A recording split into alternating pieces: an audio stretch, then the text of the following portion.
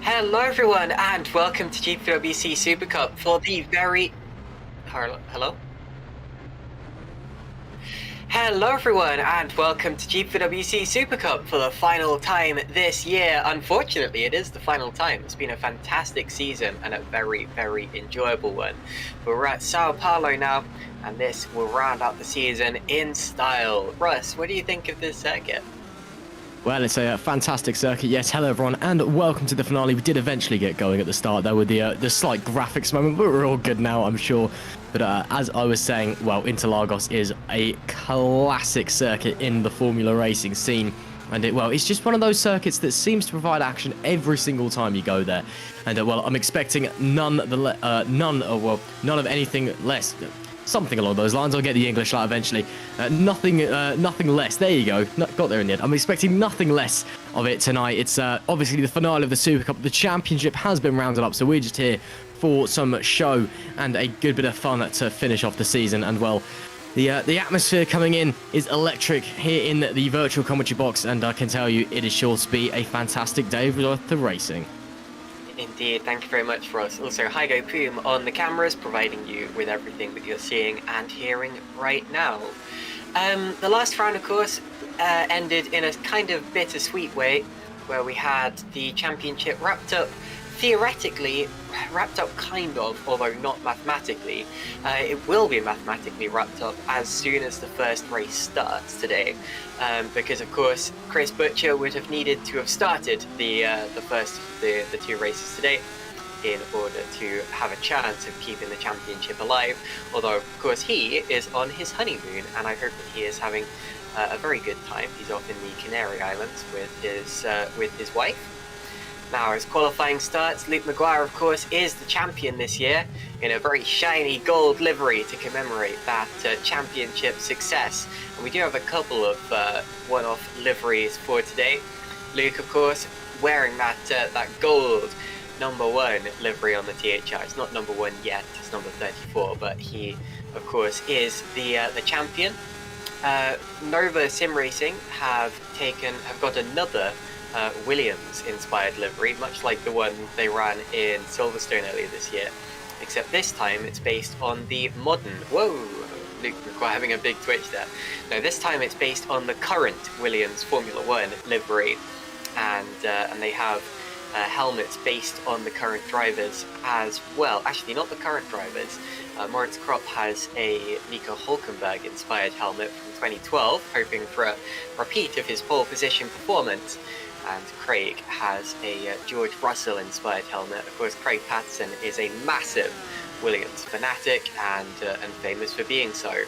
Finally, we also have a one-off completely black livery for the Multiforce cars. I think that was one of them coming into the pit lane there in the background.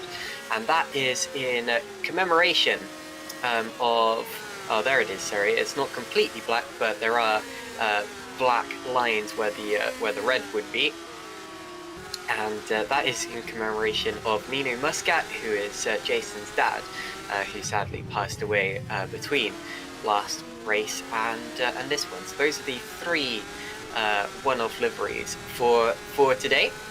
And I've got to say, as much as it is a sad thing that has caused this multi-force livery to occur, and rest in peace to Nino Muscat there, but it does actually look quite good on the car in its own right, Russ. It does indeed. Is it just me, or is that rain that we're seeing on the car at the moment? I've not. Yeah, I think that is. So maybe a bit of some downpours going on. If I just quickly search up the weather in Sao Paulo, of course, here at GPVWC, we use live weather. So whatever the weather is in real life at the circuit, that is what the weather is in game. So if it's raining in Sao Paulo right now, which it apparently is, then it's going to be raining in game. So not wet enough for intermediate or wet tyres just yet. We are still out there on slick, so obviously rain not coming down too hard. It's not really that visual on screen either. I can just see it falling on the cars. So that could be something to consider heading through. But yeah, as you said, very nice looking livery, even if for all the wrong reasons, I suppose. But it's good to see, obviously, his father being commemorated in such a nice way. And he did actually set a purple first sector last time out as well, so putting in a good showing early on in this qualifying session. Still 10 minutes to go here in the final qualifying session of the season for these GPVWC Super Cup drivers. And well, it's been a long old season, 16 whole rounds, but we finally made it to the end. Of course, our championship realistically is done because, as you said, Chris Butcher isn't here. All that needs to happen is for the lights to go out in race one, and that Luke Maguire is mathematically champion. However, that's still plenty of time for it all to go wrong. Hopefully it doesn't. And I mean, again, no one else can really catch him apart from Chris Butcher, who isn't here because he's off on honeymooning or something. I don't know. He's prioritised his marriage over GPVWC, which frankly is the wrong decision in my eyes. But each to their own, I suppose. I'm sure we'll be seeing Chris back next season. And again, while I'm talking about next season, if you're at home, you're not in GPVWC, but you're thinking about getting involved, and why don't you head over to gpvwc-simracing.com. You can find all about the series there, and find your way onto the series Discord as well, which is essentially the main base of operations, and find out how to get yourself signed up for next season if you want to give it a go, if you want to return to the series after a while, or if you're just coming along and watching for fun, watching your friends or family out on track tonight. Well, hello and welcome anyway. 9 minutes left to go in the final qualifying session of the season, and hopefully, as that's Vincent going straight on at turn one, hopefully he won't be doing that in the races too much. Hopefully we're going to get a pair of fantastic races tonight. Almost went into the restricted area behind the barriers there, but anyway, Vincent Gutt returning to the road. Of course, you have to get back to the pit lane in order to go out again and set another lap. Tom Stevens now is purple in the first sector. He's currently top of the times as well, so even if he doesn't improve this lap, he's still going to be P1, although this looks like an improvement to me. Jason Muscat about to start a flying lap of the Sao Paulo circuit down into the downhill turns 1, 2 and 3 over the curb. Now if the rain comes, of course, which it's already started it seems, then now could be absolutely crucial. It's going to be the last attempt that the drivers will possibly get to set a quicker lap. Although the rain appears to have eased off a little, it was just a quick shower there. Of course, you sometimes get tropical storms here in Sao Paulo. The weather is influenced by the nearby Amazon rainforest. An improvement there from Jan Grankvist puts him P3. Jan, of course, one of the most impressive drivers of the latter part of the series. And he, of course, is proving himself once again. Supercup always has probably the closest qualifying sessions of any of the GPWC categories, because Shimon Frelick there goes P5. Of course, the two categories above this, Super League Lights and Super League, have development upgrades as the season goes along, meaning the cars aren't quite equal by the time you get to this point in the series. But Supercup's the top league where they are absolutely equal machinery. The only difference is the setup and the drivers. As Muscat there completes his lap, and he's a long way off, I'm afraid, so that was a bit of an aborted attempt. But yeah, that makes it quite a spectacle when they're all going for just a small bit of road in qualifying. Kenny Singleton now P3. Indeed, it is. And well, there is Tom Parker now, purple in the first sector. The number 17 driver for PB Racing as he's heading through the very tight and very technical middle sector. Interlagos is a very hard track to set up for, of course. You've got the very long, very fast first and final sectors. And well, as you can see there, Tom Parker is clearly set up for those because he's down by 3/10 in the middle sector on his own personal best as well. It's super hard to get right in that middle sector when you're running a low downforce setup. Goes to P15 with a green sector on the final portion of the lap. But unfortunately, and again, Menno Collant now with the purple first sector. So that first sector is just getting faster and faster and faster. Oh no! And the Malta GP guys have had a coming together in qualifying. Menno Collant into the wall. He was very much down on that lap in the end, but that's not ideal between your teammates at the final round of the season when you want to be ending with some high spirits and then going out and virtually partying all night long. Here is a replay of the incident. Here we can see this is on board with Jason Muscat gaining and gaining and gaining, and then coming into the final left-hander just doesn't turn. So there goes there goes the sister car into the wall on the outside. Very bizarre incident there. And meanwhile, here is your champion to be, Luke Maguire, 2 purple sectors so far, just up in the first sector, a long way up in the second, 3.5 and now he's got 1 corner to go, coming to the line, and this will be, well, I don't think we'll be expecting anything less from Luke Maguire. Woodway comes to the line, and it's, oh no, it isn't actually. Oh, it's wow. ever so slightly down. Wow, Luke Maguire's disappointing me there. So he doesn't actually make it. Down in the final sector really hurt him. So it remains Tom Stevens on the pole position as we're making our way around on board with him through the latter phase of the CNRSs now. And Tom Stevens has just improved his own lap as well. He's the first driver to do the first sector in under 18 seconds, so that is very quick from Tom Stevens. And overall, his lap is a 1:11.702, and that's the one to beat in the final 5 minutes of the session. If you're wondering who Kenny Singleton is, if you haven't seen any of the other races of the GPVWC spectrum, and you've only seen Supercup this year, Kenny has come, well, he initially came from Academy and then moved into Formula Challenge, and immediately impressed at Suzuka when he started from the back of the grid, came through to P10 in race 1, and then won the second race from the reverse grid. And of course after that got 2 more top 10 finishes at the next round as well. Kenny Singleton, I think, absolutely has proved to everyone that he deserves to be in Supercup, but it's even more impressive actually to see him in P3 there, because it's one thing to do well in Formula Challenge as Jan Granqvist goes third, and another thing to do well in the even more competitive series Supercup. Right, we're now into the final 4 minutes of the session. This is when it starts to really matter, even more so than it already has done. Plenty of the top drivers are actually in the pits right now, or setting up for a playing lap, such as Alexander Ragosa is right now. And that final lap will potentially be their last one, although the advantage of this track being quite short is that they may get more attempts. Vincent Gutt now moves into 15th place. Of course, in the race, that would be the last point scoring position. For us, it's getting tense. It is indeed. George Sutton coming to the line now, hasn't improved on this lap, and actually he's coming into the pits, so ignore that for the time being.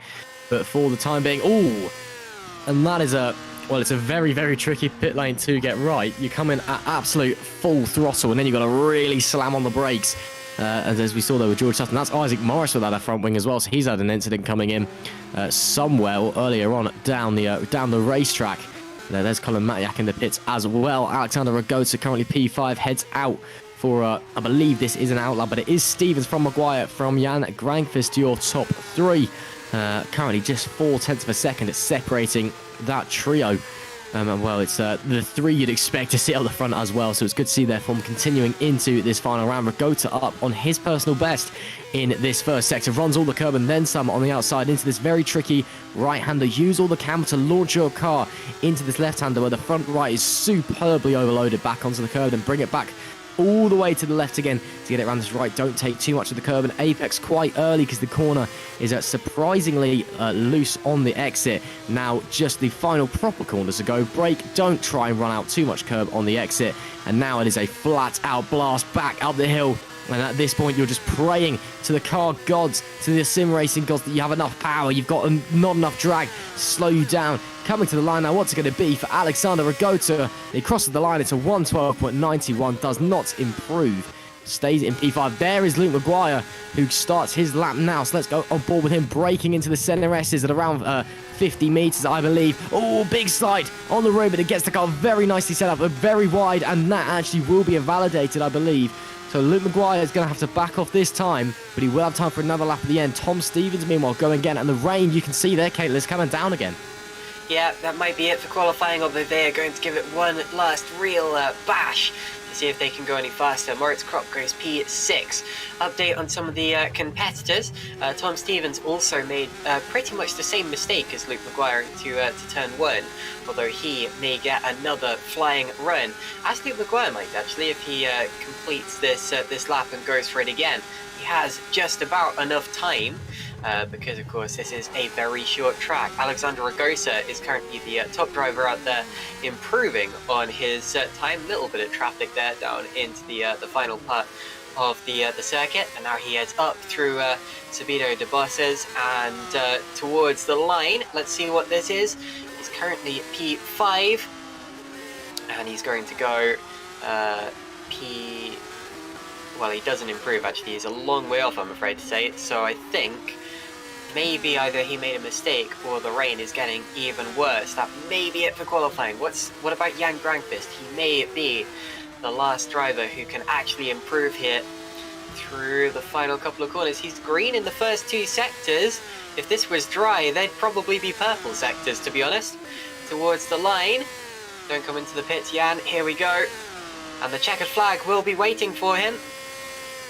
And it's a 1:12.068, so he does improve, but he stays P3. That would have been really, really quite something if the track had been totally dry. He lost time in the 3rd sector, lost about 4/10 of the top times, probably simply because it's hard to put the power down out of that penultimate corner there.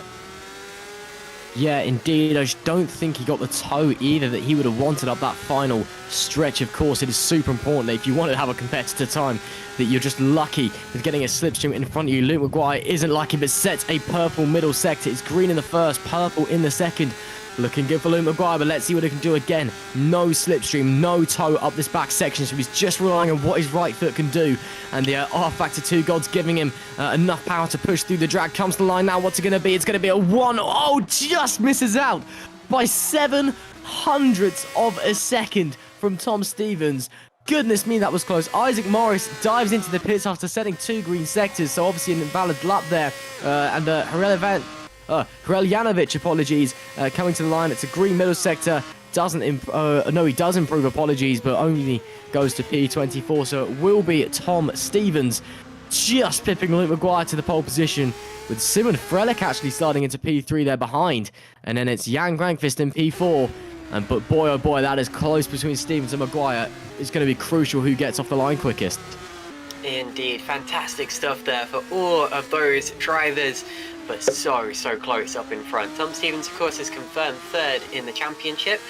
Luke Maguire is confirmed 1st in the championship and will, of course, be mathematically 1st as soon as the first race starts. And Shimon Frelick there in 3rd place is probably the driver who has less to lose out of those 3. So if you want to put your money on a bit of a dark horse in this race, definitely go for Shimon Frelick. Anyway, the qualifying session is over, and I think we're about to get the full result. As you see the circuit there, the Interlagos Sao Paulo circuit, Autódromo José Carlos Pace. And here are the results. We got Tom Stevens P1, Luke Maguire P2, then Shimon Frelick, Jan Grankvist, Kenny Singleton, Alexander Ragosa, Moritz Kropp, Marco Fröhlich, Damien Kardash, and Jason Muscat, the top 10. Then, of course, we have Menno Klont, Vincent Gutt, Craig Patterson, Tom Parker, Hai Sonneveld, Isaac Morris, Massimiliano Riboli, George Sutton, Michal Galka, and Philip Koenig. Just 7 cars to go now. Perseus Miram will actually have a grid penalty, so he will probably start from the back. And then it's Erik de Vries, Daniel Felipe Carrera, Antonio Krelinovic, Scott Sovic, Justin van der Smissen, and then the 2 ST racing cars of Mihalju Vicentijevic and Mark Fuller round out the regular grid. So a very close qualifying session there, Russ. The top 2 separated by less than a tenth of a second, as we're so used to seeing in Supercup. This is going to be a good one. It is indeed. Of course, we've got the warm-up to enjoy afterwards, which will, I think we'll be seeing drivers trying to gauge what the weather's going to do, what they're going to have to do with their fuel and their tyres in the race. Of course, it's not the most exciting session, but it is crucial for these drivers and teams. But as you said, this is going to be one to watch. Of course, the second the lights go out, Luke Maguire is champion of the 2021 Super Cup season due to Chris Butcher being a no-show this weekend. However, he's still going to be racing for pride. He's going to want to end his season on a win, as will Tom Stevens in P3 in the championship. Stevens cannot catch Maguire in second place, I do not believe. No, he cannot, if my maths serves me correctly. So again, Stevens just racing for pride. He does have a battle to worry about behind him, Damien Kardash, who's actually, no, he doesn't. Again, that's another lie, so ignore me completely. I'm just going off on one tonight. So he's safe in P3. These guys out the front are just racing for their own personal glory, for their own pride, and they will be wanting that win. Of course, they want the feature race. The reverse grid is, well, it's an interesting one. We'll have to see what happens there, as Marco Furlich already jumping back to the pits. You are allowed to escape back to the pits in the warm-up session. Now, just add, of course, if you press the escape key on R-Factor 2, it teleports you back to the pit lane at any time you are out on track. You are not allowed to do that during qualifying and the race. In qualifying, you are allowed to do it if you are in the pit lane. In the race, if you press escape at any time, that is an automatic DNF. That is you retiring your car. In the qualifying warm-up session, though, even apologies, you are allowed to do it. So if you see people stopping and then randomly jumping, do not panic. It is all part and parcel of the game. But as I was saying, it's these 2 guys up the front. They're going to be racing for personal pride, personal glory, and well, they've been fantastic to watch absolutely all season long.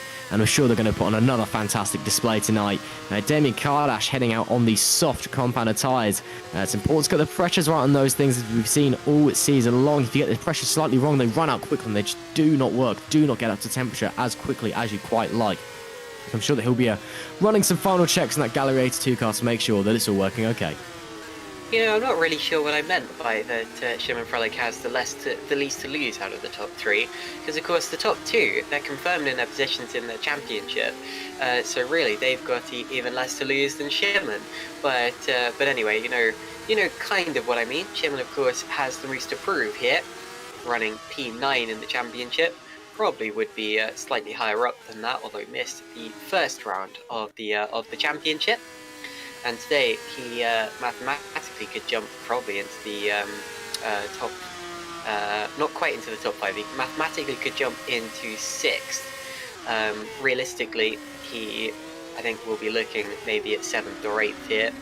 But a good result here will certainly do him no harm. Of course, he won the first race at Singapore after that amazing close finish with Moritz Krop, where they bounced off the walls a couple of times, and since then, of course, also got a podium in race 2 at Kota. Now this circuit, of course, is a real classic in the sport. It's one that's seen champions crowned in the past. Remember the "Is that Glock" situation from 2008, where Lewis Hamilton claimed the championship at the penultimate corner of the race, junk out, as Timo Glock struggled in the wet. Incidentally, all drivers still on slick tyres out there in Sao Paulo. It's greasy, but it's not full on wet just yet, which is an awkward situation to be in. 2012, of course, Sebastian Vettel was declared champion after recovering from a spin, and Fernando Alonso, of course, was not able to get up the order as much as he would have needed to be crowned champion that year. Before that, of course, we had success for home fans. One of the first Brazilian Grand Prix was won by Carlos Pace, who of course the circuit is now named after. It was his only Grand Prix victory all the way back in 1975, racing for Brabham. And then later on, of course, there was a famous saga of Ayrton Senna attempting to win his home Grand Prix. He narrowly missed out in 1990 after having his front wing taken off by Satoru Nakajima.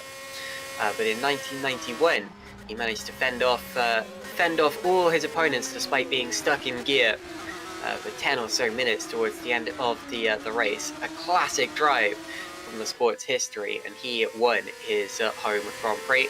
Felipe Massa later on won it in 2008, just narrowly missing out on the championship that year.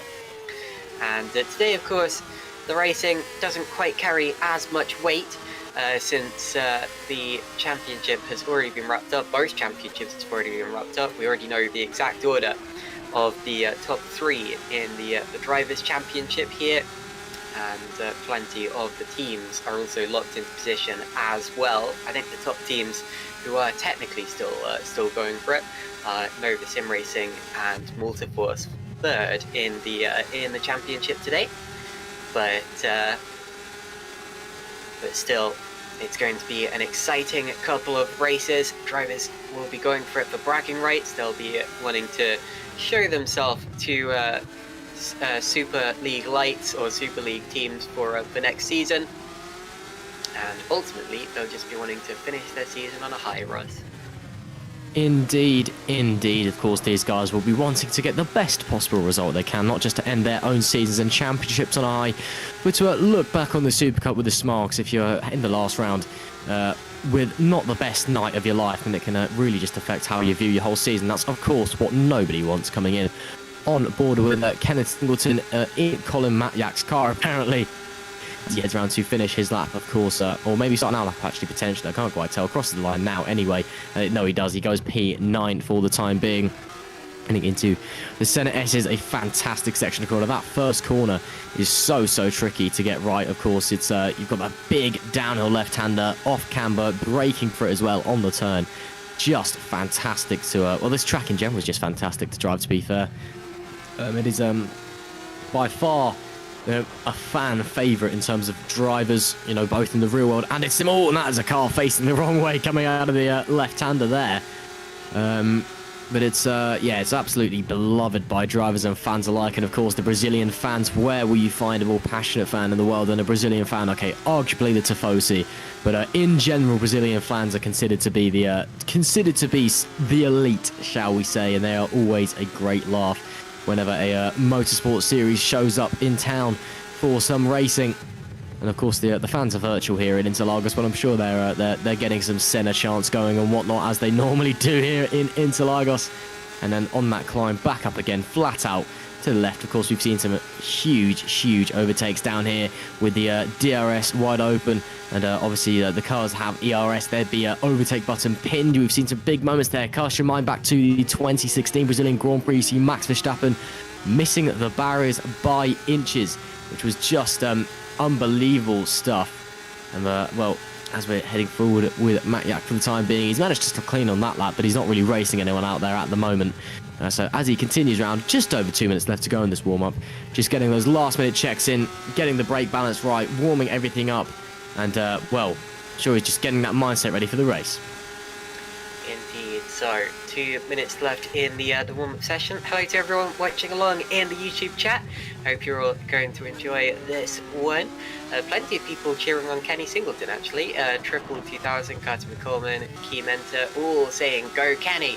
So Kenny, of course, bringing his fan base with him from the Formula Challenge, and he did very well in that. So actually, DM'd me on Discord the other day as well. Very nice guy to speak to is Kenny, and I hope that he does very well today.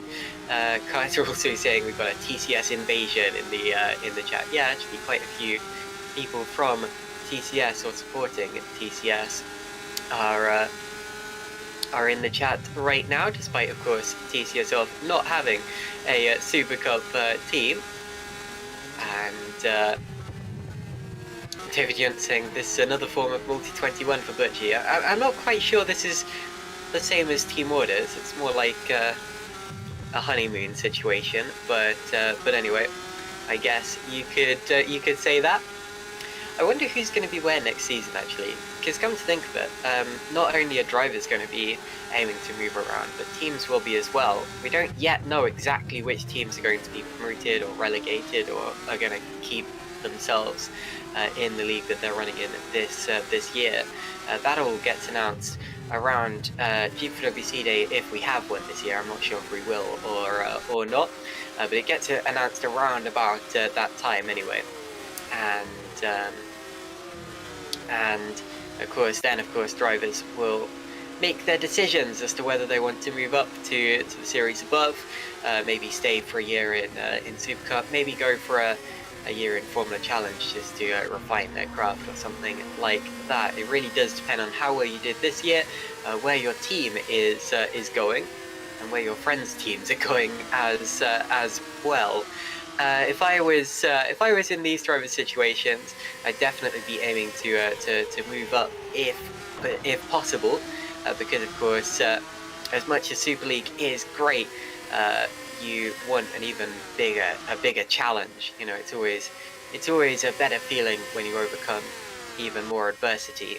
And so, if you have the ability to race in Super League lights, such as some of these top drivers do, then I would certainly go for that. But of course, it really depends on your own situation. The checkered flag is now out on the warm-up session, Russ. We're getting ready for the start.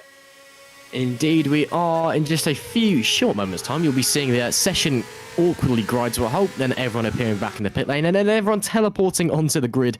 And there you go, as everyone awkwardly teleports back to the pit lane. So just give our Factor 2 a few moments. It's old, it's trying its best, I'm sure. We're seeing everyone jumping onto the grid in a few moments' time. And they'll obviously get underway on their formation lap, and we'll run down the grid one final time. And then we will begin the activities of tonight. For your enjoyment, of course, 2 races here in the Super Cup, 35 laps for the first race and 24 for the second, and a reverse grid for the second as well, and as always a random reverse grid, so it's not a set position that gets pole position during race 2. It is a number that is picked out of a hat, and if you happen to finish in that position in race 1, then congratulations, you're on pole. It'll probably be Simon Frelick. It usually is. Just by pure luck, more than anything. The guy just somehow always seems to wind up on pole position. But we'll have to see if he's going to round up the season with a race 2 pole. But yeah, it's order as normal here in Super Cup for final round of the season. I know we've been saying that all night, but it feels very weird to be saying it anyway. It's it's been a long old season, and as the year's winding down, somehow already in October, it still feels like March for me personally. So mentally, I forgot what day it was. To be fair, I keep thinking it. I thought it was Wednesday on Tuesday. I thought it was Friday today. It was my friend's. It's my friend's birthday tomorrow. So I messaged him a happy birthday, and he was like, "Mate, it's tomorrow." And I was like, "What?" It's been a long year, and it's been a long season as well. So on one hand, it's nice, wrap it up. But on the other hand, of course, we want to be seeing as much Super Cup action as we can, and it's a shame to be seeing it going. Yeah, tell me about it. I'm basically nocturnal now, so days mean nothing to me anymore. Day and night just kind of blend into each other, but it is how it is. This is, of course, the last round of Super Cup, although if you want more GPWC action, which I'm sure you will after tonight, we have Super League Lights coming up next week, followed, of course, by the big thing, the Super League Championship finale, and that's going to be a really, really good one, because we have 3 drivers in contention for that going into the final round, and you never get a better chance than that for a ferocious championship showdown. So definitely make sure that you don't miss that one. In the meantime, though, we have some Super Cup action coming up as soon as they make the session tick over. Indeed. Hopefully the game teleports us onto the grid in a moment's time. Just awkwardly waiting for that to happen again, R Factor 2. It's an old game. It's trying its best, I'm sure. As you can see, though, 29 degrees air temperature, 30 degrees on the track. Apparently the weather's fair, but it's been raining on and off, as we'd see. Not heavy rain, but not light either. It's been coming down enough to be very visible on the cars. If I rather foolishly got rid of my weather. If I pull the weather back up and I can, well, the official thing on Google is saying heavy rain. And according to this, it's going to reach a high of 78% chance of rain soonish, I think. So we could be seeing some very heavy rain coming into the back end of the first race. Which we'll have to wait and see, of course. And, of course, rain will throw it all up in the air as well, as everyone's got to awkwardly dive in for some wet weather tyres to allow them to push all of that standing water out of the way and allow them the grip that they so desperately need out there in torrential conditions. But at the other hand, of course, we want to see pure racing, and rain sometimes does take away from that. But we'll just have to wait and see. The cars are now all in their pit boxes, I can confirm. So we're just waiting for the game to sort itself out, as I said.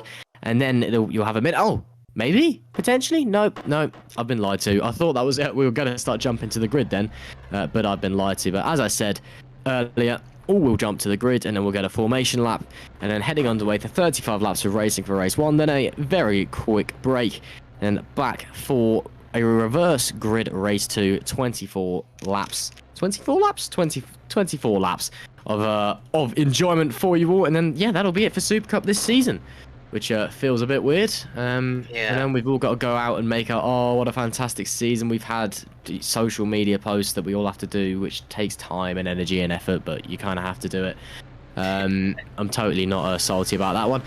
But yeah, here at Interlagos for, well, 2 final times, I suppose. There is 2 races. There we go. They are all out on the grid now.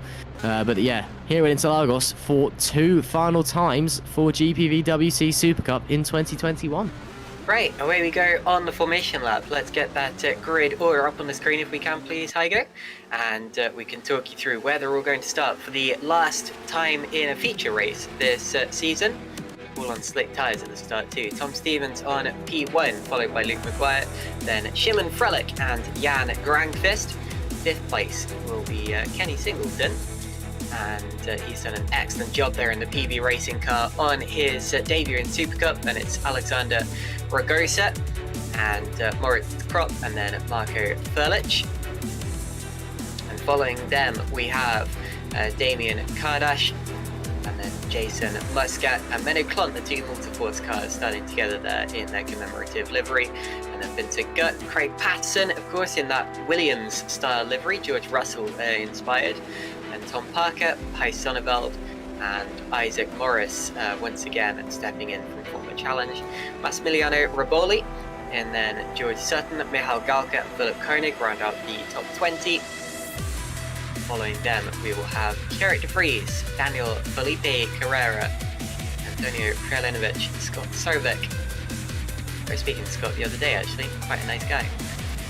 E25 will be Justin van der Smissen. Then we have Mihaljo Vicentijevic, Mark Fuller, and Perseus Miram will round out the grid due to a grid penalty. So those are the 28 drivers that we have here today.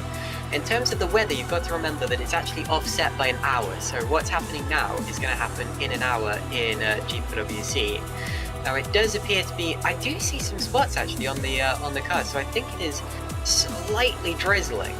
This is really interesting because it's very rare actually to see it drizzle in R-Factor 2 and not have it start to rain enough to go into to inters. But all of the drivers are out there on slicks right now. I'm pretty sure the top driver on hard is actually Antonio Krelinovic all the way down in P23, and that's fascinating because of course it means that a lot of the drivers have gone for soft tyres expecting a short first stint before the rain starts coming down and they all have to switch to inters. But anyway, we'll keep an eye on that in due time. This should be a very, very interesting one indeed.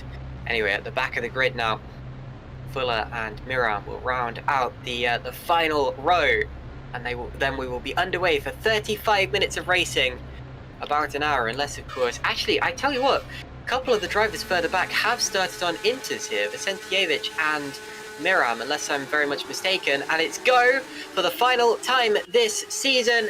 Tom Stevens gets away at the front, and they're 3 wide for second. Luke McGuire in the middle, slight contact with Grangfist, and he's going to be on the inside for turn 2. Grangfist gets second. So Stevens lead, Grangfist second, although he's got slightly out of shape through turn 1 there. In the background, Scott Sovic's been for a spin, and I should update myself on the tyres. I think that was just me, my sim having a bit of a brain fart because they appear to have gone back to slicks all of a sudden. So Grangfist second, followed by McGuire, then Frelick and Ragosa, the rest of the top 5, up towards Ferradura. It's risky to go for a move this time around, although it's the first lap of the race, so drivers are going for it. Too wide, further back. And it looks as if everyone's okay, apart from, of course, Sovic, who went for a spin on that opening lap. Great first few corners, Russ. Indeed, Stevens leading the way here, halfway round lap 1 of 35. Grangfist, a great start from him, getting the jump on your he is now champion, Luke McGuire, because the lights have gone out, so we can officially confirm that Luke McGuire is now your GPVWC champion, but we'll treat it as it is when it comes to the end. Oh, that is a big old accident. That's Sonneveld off there. Maybe one of the Malta cars in front. I can't quite tell. Oh, there's 3 cars involved there with some big damage. Yep, there's Frelic as well. Oh, yeah, big damage to a few of the cars there. Yeah, just both of his wings missing. But anyway, the race continues. There's also another car. No, that's Vincent Gutt again. I'm just seeing his car twice. Michal Galpica also missing his front wing. Right, towards the end of the first lap, it looks as if the gap for the lead is about 0.8 of a second. Look at them all fan out in the background. Grangfist under pressure from Ragosa and a spin, and that's Singleton. Singleton goes for a half spin and loses, whoa, and a contact, and that's Multiforce. Jason Muscat has bounced off the barriers, and he is now missing his front wing as well, so got all sorts of caught up in that one. So it's now Frelick third, then Grangfist, then Ragosa, the top 5. Muscat has a long way to get back to the pits without a front wing there. It looks as if it all started with Singleton going for a half spin, and then his drivers fanned out behind them. Some of them came together, and Muscat ended up bouncing off the wall. Indeed, big shame there for Jason Muscat, but I'm sure he'll be able to recover as much as he can over the course of this race. Stevens still leading though at the end of the second lap, and McGuire now hot on his tail. Frelick up to P3 meanwhile, and as they're following out, and that is McGuire very much in the slipstream, and that is Stevens defending aggressively, trying to break the toe to the outside. Can't do anything for the moment.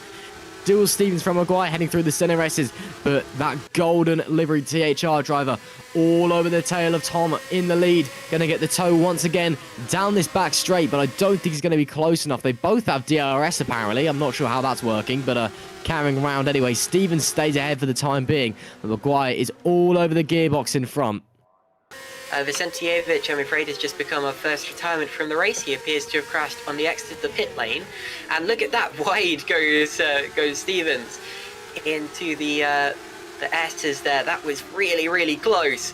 Stevens almost tempting for Luke McGuire behind, and he was so close down the straight. Now, as you mentioned earlier in the lap, DRS is available this time, and it's the first time they're going to come through the Subido to boxes and across the start-finish line with the DRS active, and this is McGuire's best opportunity yet. His last time was the fastest lap of the race so far, and now you actually see a bit of smoke coming from the back of McGuire's car as he's been in the slipstream of Stevens, not ramming air through the inbox. Now he goes up the inside to the lead of the race. There's a right-hander coming. Careful, guys, careful. Look at that. McGuire over the line, but he does take the lead of the race. So Luke McGuire takes the lead. Can Stevens come back at him on the exit? Whoa, they touch on the straight, and they get away with it. And now they're in the braking zone, and they touch again, and they're off, and they're both off, and it's Stevens who leads. So Stevens leads, and up to second goes Jan Grangfist, Russ. Indeed, and look at that, McGuire's going to lose out on potentially third place even from Frelick. Ragosa looking to get involved behind as well. McGuire just holds on to P3. Oh, there was shades of Vettel and Leclerc down there, wasn't there? Goodness me. Super lucky that neither of those two guys ended up in the wall hard. No damage. Oh, that's a dive at the inside from Ragosa as well on Frelick behind. Ragosa takes P4 with a big dive bomb, but McGuire just holding on to P3. He's got all that work to do once again. Grangfist now with the momentum looking forward, but that was awesome racing, and then it got just a little bit hectic coming down into the bottom end of the circuit. Just a little bit of contact. There was some banging of side pods through the center S's, and then there was some big wheel banging coming through that left-hander, and they both went off the track, both back on them. That's Grangfist challenging. Grangfist going to the lead on the outside. Jan Grangfist leads this race. Great stuff, great stuff. Jan Grankvist dropped back at the start, and now he's coming back through again, and suddenly he's in position for a very, very good result. Jan Grankvist leads. Look at Stevens coming back to him on the exit. He's to the outside. Don't do it again, guys. Look at that. But Grankvist does hold the lead. It's a brilliant... Oh, and in the background, Frelick runs wide there in attack of Damien Kardash. He's going to have to rejoin safely. It's a brilliantly designed circuit, this one. I love the way that if you get through into turn 1, you then have to defend into turn 4. I love that section of the track. And Jan Grankvist has managed it there. Now, I've just looked back quickly at the incident on the first lap. Looks like Marco Frelick was tagged from behind by Vincent Gutt, and then all hell broke loose behind him as cars just piled in with absolutely nowhere to go. And then I think it was a separate incident that caught out Mihailo Vicentijevic as he came together with Michal Galka coming down towards the penultimate corner, and they both went into the wall together in that occasion. Right, across the start-finish line again. Stevens not able to come back at Grankvist there, but look how close the top 4 are. They are absolutely nose to tail. And now down into turn 4, there's going to be DRS in activation. Once again, Stevens closer. Is he going to dive? Oh, he was very close. He was very, very close to the back of that car. In the background, Shimon Frelick ran the outside of Damien Kardash, and this time it's a lot more successful there for P5. Indeed it is. Those guys up the front are super, super close. Starting to think about who's going to be chewing their tyres up at this point, because it's never going to happen very wide from Shimon Frelick. Coming into the right-hander there, lucky that he wasn't pounced on by Damien Kardash behind. But yeah, it's going to start getting to the point where the dirty air in front is just going to be ripping up your tyres. Galka, the fastest lap of the race there. He's down the back after putting on a fresh set of boots and a new front wing. But it's, yeah, I'm starting to think who's going to be conserving their tyres looking forward now. Jan Grankvist leading the way on the way to lap 7. Stevens just behind him, McGuire and P3 with the Grota and Frelick behind them respectively, and Kardash looking to try and get involved in the action too. But it's, yeah, I'm now thinking about strategy. Lap 6 of 35. Those soft tyres aren't going to last forever. Of course, in race 1 you do have a mandatory pit stop as well, of which you have to go onto another set of another compound of tyres. So it doesn't matter what compound, but you just have to go onto them. You can take more stops if you want, but 1 is usually all that we see. So I'm now starting to think, you're looking at Maguire, you're looking at behind Ragota and Kardash as well, who are trying to swap places. Those two are going to be ripping through each other's tyres. When do they come in? What tyres do they go onto? Ragota held on to the position for the time being. But it's, them battling left, right and centre is not going to be doing the best things in the world for their tyres. Yep, and still the top driver on medium tyres is actually Scott Sovic, despite the spin on the first lap. So Sovic doing a great job to recover from that one. He is currently in P20. Also, I've just seen a move. That was George Sutton on the outside of Massimiliano Rivoli into turn 1. That is for P14, and points here go down to 15th place. Not many drivers are on the medium tyres in this race right now. And those that are battling further down the order. It's been a fantastic scrap these last couple of laps between Galka, Muscat and Fuller, and why not, I suppose. They're a long way down the order, and of course probably gonna make their way back into the order in a little bit of time, so why not have a little scrap amongst yourselves while you wait. Right, back to the front. Here's Maguire once again on the back of Stevens and Grankvist, who are even closer to one another. All of those drivers in the 114s. Look at Krop now up the inside of Frelick. And Frelick's lost 2 places there, because last time I looked he was ahead of Damien Kardash, and he is now down into P7. So Kardash 5th, Krop is 6th in the Williams liveried car, and there's your first, or your best look at that livery so far today. And then Shimon Frelick is P7. Indeed, he is. Grankvist holding on to the lead by about half a second as it stands. Stevens unable to get any closer, but coming into this long back section, slash front section, I suppose. And he's had a really good exit out of the final corner as well, so he's going to have the DRS. He's going to be pushing super, super hard. A bit of smoke coming from the engine there, maybe just overheating a little bit. in the slipstream. And wow, look how close he is. Surely going for a move here. Yes, he does. To the inside. No, to the outside. Apologies. Stevens trying to work his way around the outside of the center. That's a spectacular move from Tom Stevens. Back to the lead of the race with a brilliant overtake. But watch this again on the exit. This is what I'm talking about. Interlagos just sets this up perfectly. To the outside goes Jan Grankvist into the braking zone. And now he loses out. So he found the longer road.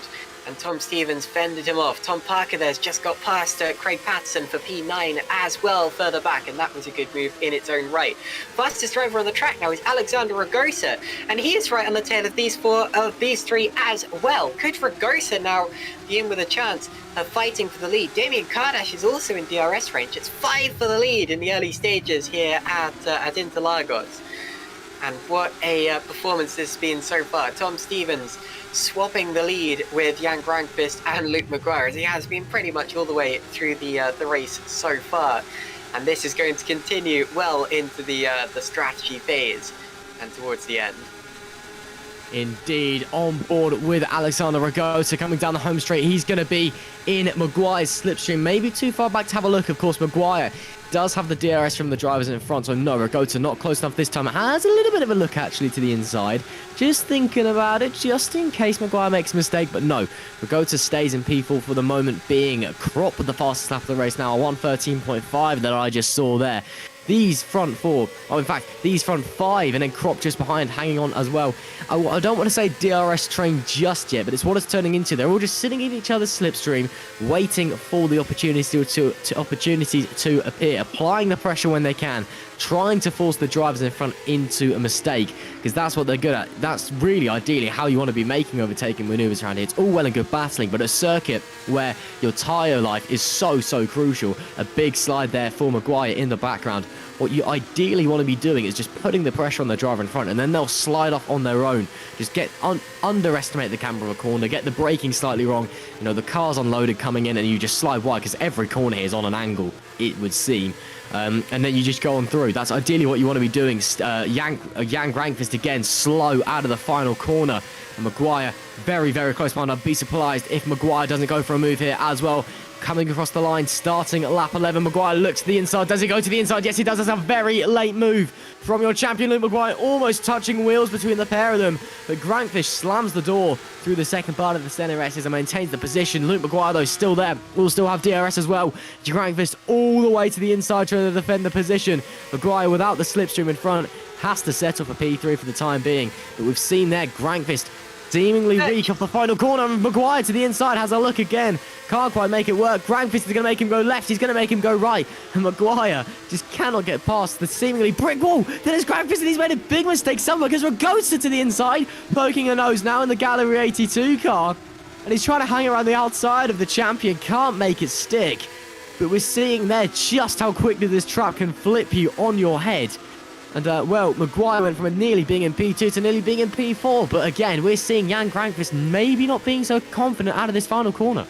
And they've got to get it done quickly, because otherwise Tom Stevens is going to get away here. He's almost out of DRS range. Meanwhile, Moritz Kropp now is the fastest driver on the circuit. He is now involved in this fight as well. Once again, Maguire smoothing slightly. His car not very happy with him running in the slipstream of the cars in front. He's not getting as much air into the intake as he would like, and that might be a little bit of an issue later on in the race. Keep an eye on that one. Alexander Ragosa here lining up Luke Maguire as well, although down into turn 4. Nothing doing this time around. This is great stuff here at Interlagos. Frelick and Parker are right together, as well as are Clont and Patterson. That's over 7th, 8th, 9th and 10th positions. Now we're on lap 12 out of 35. These drivers, of course, who started on the softs. I expect we're going to start seeing some early stoppers fairly soon. The rest of the stoppers, of course, are going to wait 5 to 7 or 8 more laps before coming in themselves. Maybe a little bit longer, in fact, if they feel that this isn't a tyre limited race. But anyway, this is fantastic stuff. I think Grankvist is just about going to stick within DRS range of Stevens for another lap. But Stevens is in real danger of getting away here. They've got to act fast. Indeed, as we're heading on to lap 13 now. Still Stevens leading the way. Luke Maguire, fastest lap of the race, 1:13.446. So Maguire looking pacey once again. Now he's got Rigota settled behind him, but Rigota now with the slipstream and the DRS coming down the backstretch. Can he do anything about the champion in front of him? Pulls to the inside, does Maguire, then pulls back across to cut off Rigota just in case, and holds onto the position. Grandquist, oh no, Maguire runs off the road. Maguire runs off the road there. Now Rigota's going to have a big run, going to have to hold him around the outside, but Luke Maguire losing a huge chunk of momentum on the inside. And this is just not the Luke Maguire I'm used to seeing. He's seemingly struggling out there. It's really, really strange. Just can't handle the pressure from other drivers. I'm not sure if he's just coming in, not maybe put as many hours into practice this week, these last 2 weeks. Of course, he knows his champion. He doesn't have to bother as much, I suppose. But yeah, this is a very different Luke Maguire from normal. It's a Luke Maguire that just seems tentative, under pressure, nervous out on the racetrack. Just not making things on. Oh, getting held up by traffic as well. No. Oh my goodness me. And around. So Luke Maguire's been passed by Alexander Ragosa, and that was not his fault there. He got caught up in the traffic. Actually, it may have been his fault. I'm going to have to see a replay of that. But look at this. Maguire trying to come back at Ragosa. That could have been so much worse. Of course, he got involved in an accident with a back marker at Mangi-Kor, which cost him the win there. Now that this time was Justin van der Smissen, who of course pitted earlier on, and that's why he was further down the order. Now down into the braking zone once again. Ragosa on the inside, Maguire on the outside. Maguire sweeps through, and this time makes the corner, so he does manage to keep P3 just about. Now I'm having a quick look back at what happened with van der Smissen there. It looked as if Maguire thought that van der Smissen was going slower than he actually was, and turned across expecting him to have disappeared by then. Now luckily I can confirm that everyone else avoided van der Smissen's spinning car, and van der Smissen himself avoided the barriers, and he's continued in the race. So it wasn't as big a drama as it could have been, and that very nearly was the end of the race for Luke Maguire. Indeed, big shame there for Maguire. I'm sure there's going to be some post-race discussions about that one. And now as well, 2.2 seconds back from Janquist, this group dropping out of the lead battle. So it's now Stevens versus Janquist at this stage. Rigota dives in. So Rigota, the first of the leaders to dive into the pits. Kardash gets past, as it will Crop, but Rigota in. Let's see what Tides gets, and slows all the way down to the pit limiter. It seems like a crawl compared to how fast they're going out there on the racetrack, and it's a very lonely pit lane as that, and top of that as well, isn't it? Pulls in, the virtual pit crew will do their job. Of course, we can't see them. Car goes up in the air onto the virtual jacks. Tyres will go on. Can't quite see what they are from this angle. Yeah, and he pulls away. That's the medium tyres for Alexander Rigota. What I'd roughly expect at this portion of the race. So tyre wear hasn't been as bad as I was expecting, to be fair. But he is the first to come in. He will have fresh tyres and, crucially, potentially, a free racetrack in front of him as well. If he's got some clear air in front of him, he could be very dangerous as the rest of the drivers start to come in for their pit stops. Yeah, and he's probably expecting it to go dry all the way, because otherwise, let's look at a couple of drivers coming in from outside the top 15 as well. But yeah, if he expected it to rain, then he would have waited and waited and waited for as long as he possibly could on those soft tyres. Just waited for the rain, so he'd have been able to go immediately onto Inters. Now there's Jason Muscat on the outside of Gerrit de Vries. Oh, that was close, wasn't it? Now that is over P22, so further down in the order, a couple of the drivers who were affected by the incidents on the in the first couple of laps, and they've just about got away with it as they passed. Scott Sovic appears to be off the road there on the outside of the road, and he has touched the wall, although still appears to have his wings intact. And I can confirm he went off all by himself there, and that's why Galker and Muscat suddenly gained a couple of places there. Kenny Singleton now in the pit, as are Damien Kardash, Tom Parker. We're going to have more coming in further down in the order as well, but yeah, the pit lane suddenly getting pretty busy at this point in the race, and those drivers also hoping for it to be dry the whole way.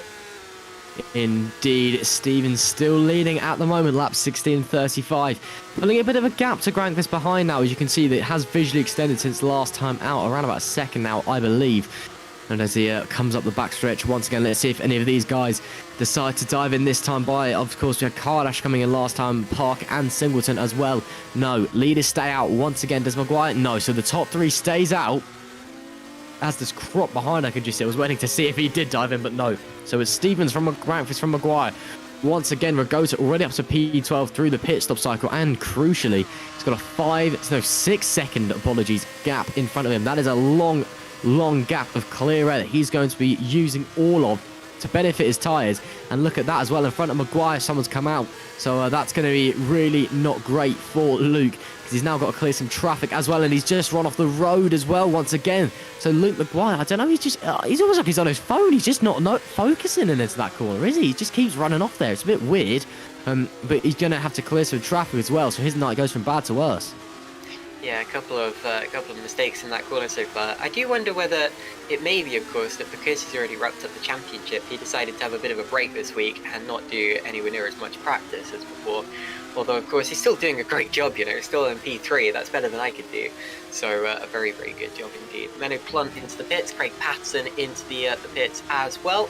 Both of those making their stops, and actually, I think the graphic there is quite a way behind, actually, because Patterson's already about halfway around the next lap. He is a long way from the pit lane. Luke Maguire into the pits, locks the wheels up, and Moritz Kropp comes in behind him. Now they're going to go onto to medium tyres as well, and hopefully run to the end of the race. Now, interestingly, Grantfist that last time around did have DRS in the second DRS zone, but not in the main straight. And that means, of course, that he's just hanging on by a thread. And actually, looking at the times, this time around, he may not have DRS in either of the activation zones. So it looks as if Stevens has finally managed to break away in the lead. And whether he can stay there or not depends on whether Maguire and these other drivers can gain significantly through the undercut. Through having pitted. Maguire has come out just behind Ragosa there. Now, that's Ragosa jumping Maguire, isn't it? Yeah, indeed. And again, Ragosa out onto the medium tyres, as we said, when he did come in. Well, in Maguire, that's really not ideal for him as he comes out where he does. And just unfortunate, I suppose, I was waiting to see where he comes out. And hang on, sorry, the timer ball's having a moment. Dude, please ignore it for 1 second. But it's, yeah, just frustrating for him. It has been jumped by Ragota. Oh, the top two in. So Stevens and Grantfist into the pit lane. The top three battle of top. So Frelikin as well behind. So here we go. Who comes out on top in the battle of the virtual pit crews? So Isaac Morris will temporarily lead the race. Philip Koenig also into the pits, and Frelik's missed his box. Frelik has missed his box, so he's overshot it, and he's having to reverse back in. And he has now made it in, but yeah, that's going to cost him a little bit of time there. Right, Maguire comes out ahead. Oh, sorry.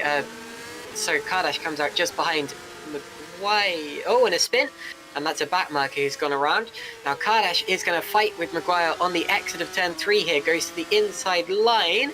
And looks as if he might get this move here because he has the ideal line into the corner. And they touch slightly, and Maguire's going to be forced wide again. He knows that line pretty well by now. And he's forced and muscled off the racing line. Great move there from Damien Kardash. Yes, it was forceful, but from what I saw, that was completely fair there.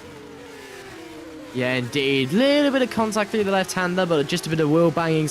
Maybe a bit aggressive from Ragota. Oh, and yeah, Koenig coming in now as well. So it's finally the time for all of the top guys to come into the pits. Yeah, maybe a bit aggressive from Koenig on the exit. Just slid in front of Maguire when he could. But it was aggressive, but again, fair. So nothing wrong in my eyes either. As Luke Maguire, he will have, of course, the DRS down this back stretch / front stretch.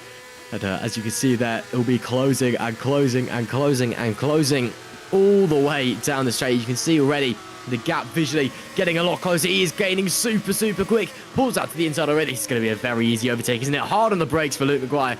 Down the inside. That is as easy as they come. Back up to P6 goes Luke Maguire. Regains that position, but it's going to have cost him time, and that is not what he would have wanted if he wants to win this race.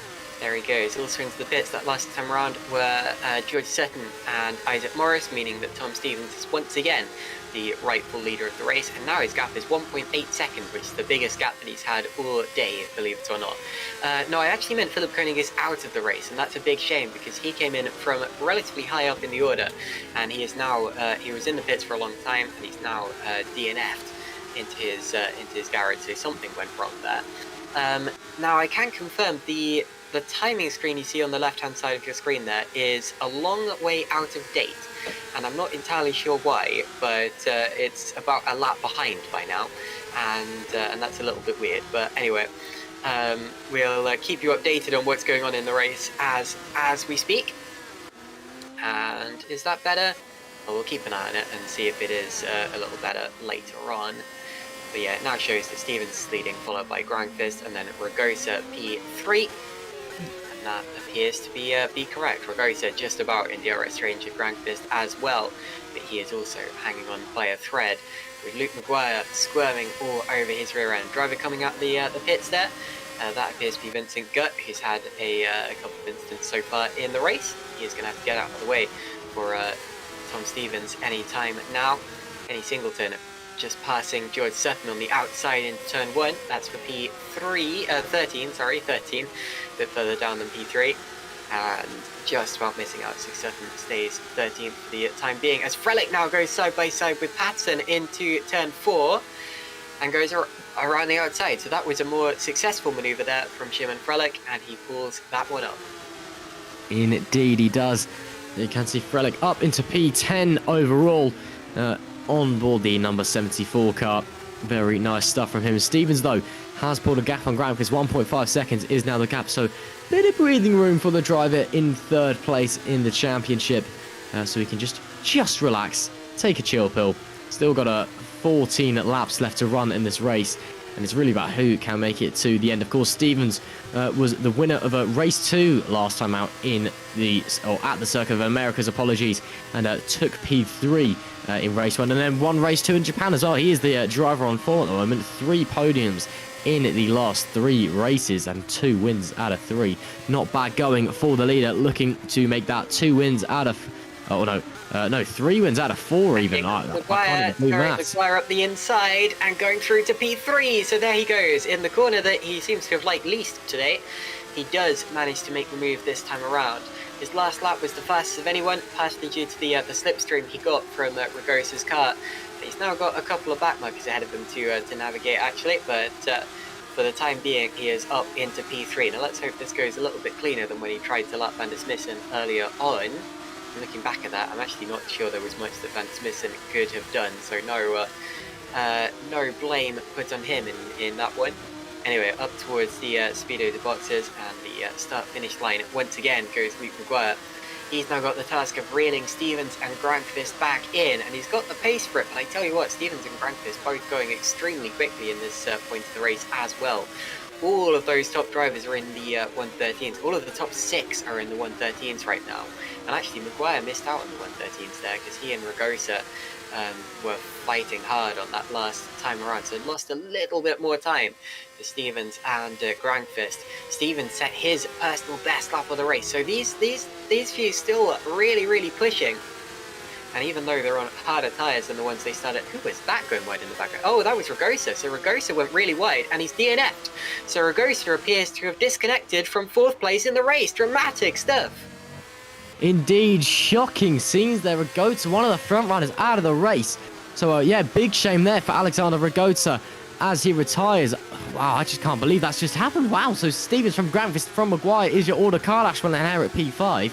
But Alexander Ragosa out of race 1. Of course, hopefully he'll be able to make it back for race 2. But yeah, big shame there for him.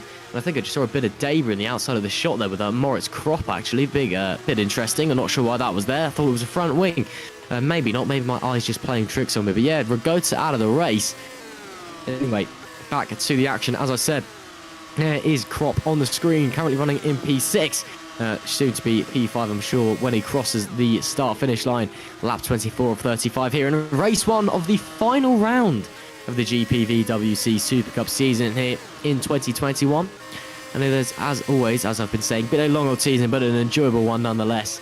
And we are bringing it to a climactic close here at Interlagos, the Autódromo José Carlos Pace, here, or more commonly known as Sao Paulo, due to the city that it's in, funnily enough. Onto this backstretch, Craig Patterson just in front as well. And actually, you know, we're looking at Craig Patterson. I lied. I thought we were still looking at Krop for a time being. Ragosa's back. He's back in 4th place. So he has not DNF'd from this race. and he didn't even lose a place. He appeared to shoot off to the side of the screen. We saw that on both screens, I think, and then and he said, I mean, I switched his car, and he had disappeared. He was registering as being on the other side of the barriers and properly DNF'd, but he is back and he hasn't lost a place. So what's happened there is that for some reason the server just hasn't picked him up for a couple of seconds, and then it's reinstated him into his rightful position. He probably doesn't know that anything happened just then. He probably thinks that everything has just gone on normally, and everyone else has been like, whoa, a suddenly reappearing car. Yeah, the strange case of R-Factor 2's connections strikes again. Tom Stevens, though, with the fastest lap of the race at 1:13.325 that time round as he begins lap 25. 10 laps to go here in race 1. Yeah, nice to have you back, Alexander. Sorry that we thought you were gone. You are still here. But yeah, strange case of the R-Factor 2 connection issues. Hopefully it was all okay on your end. Just on our end, it seems to have a bit of a moment. And it must not be running track limits on that corner, because I've seen absolutely everybody extending the track there over the curb. And white line, what white line? It must be the official quote through the big sweeping right-hander. But yeah, it's nice to have Alexander back, I guess, in P4. So ignore all of what we just said a few minutes ago. That being said, Tom Stevens is still in the lead, though. Jan Grankvist now 2 seconds back. So the top 3 spreading out a little bit. Rigotta still within DRS range in McGuire. So the battle for P3 could still potentially be on. But right now, that top 3 just spreading out. Stevens from Grankvist from McGuire. And as I said, Stevens, the driver in form at the moment, wants to end his season on a bang. Lap 26 this time at the line. He has won 2 of the last 3 races. Wants to make it 3 out of the last 4 and a podium in each single one as well. And currently, he is very much on track to do that. Is the English driver. And he's had a season of improvement, would be the one to say. Started off well with a 2nd in Australia.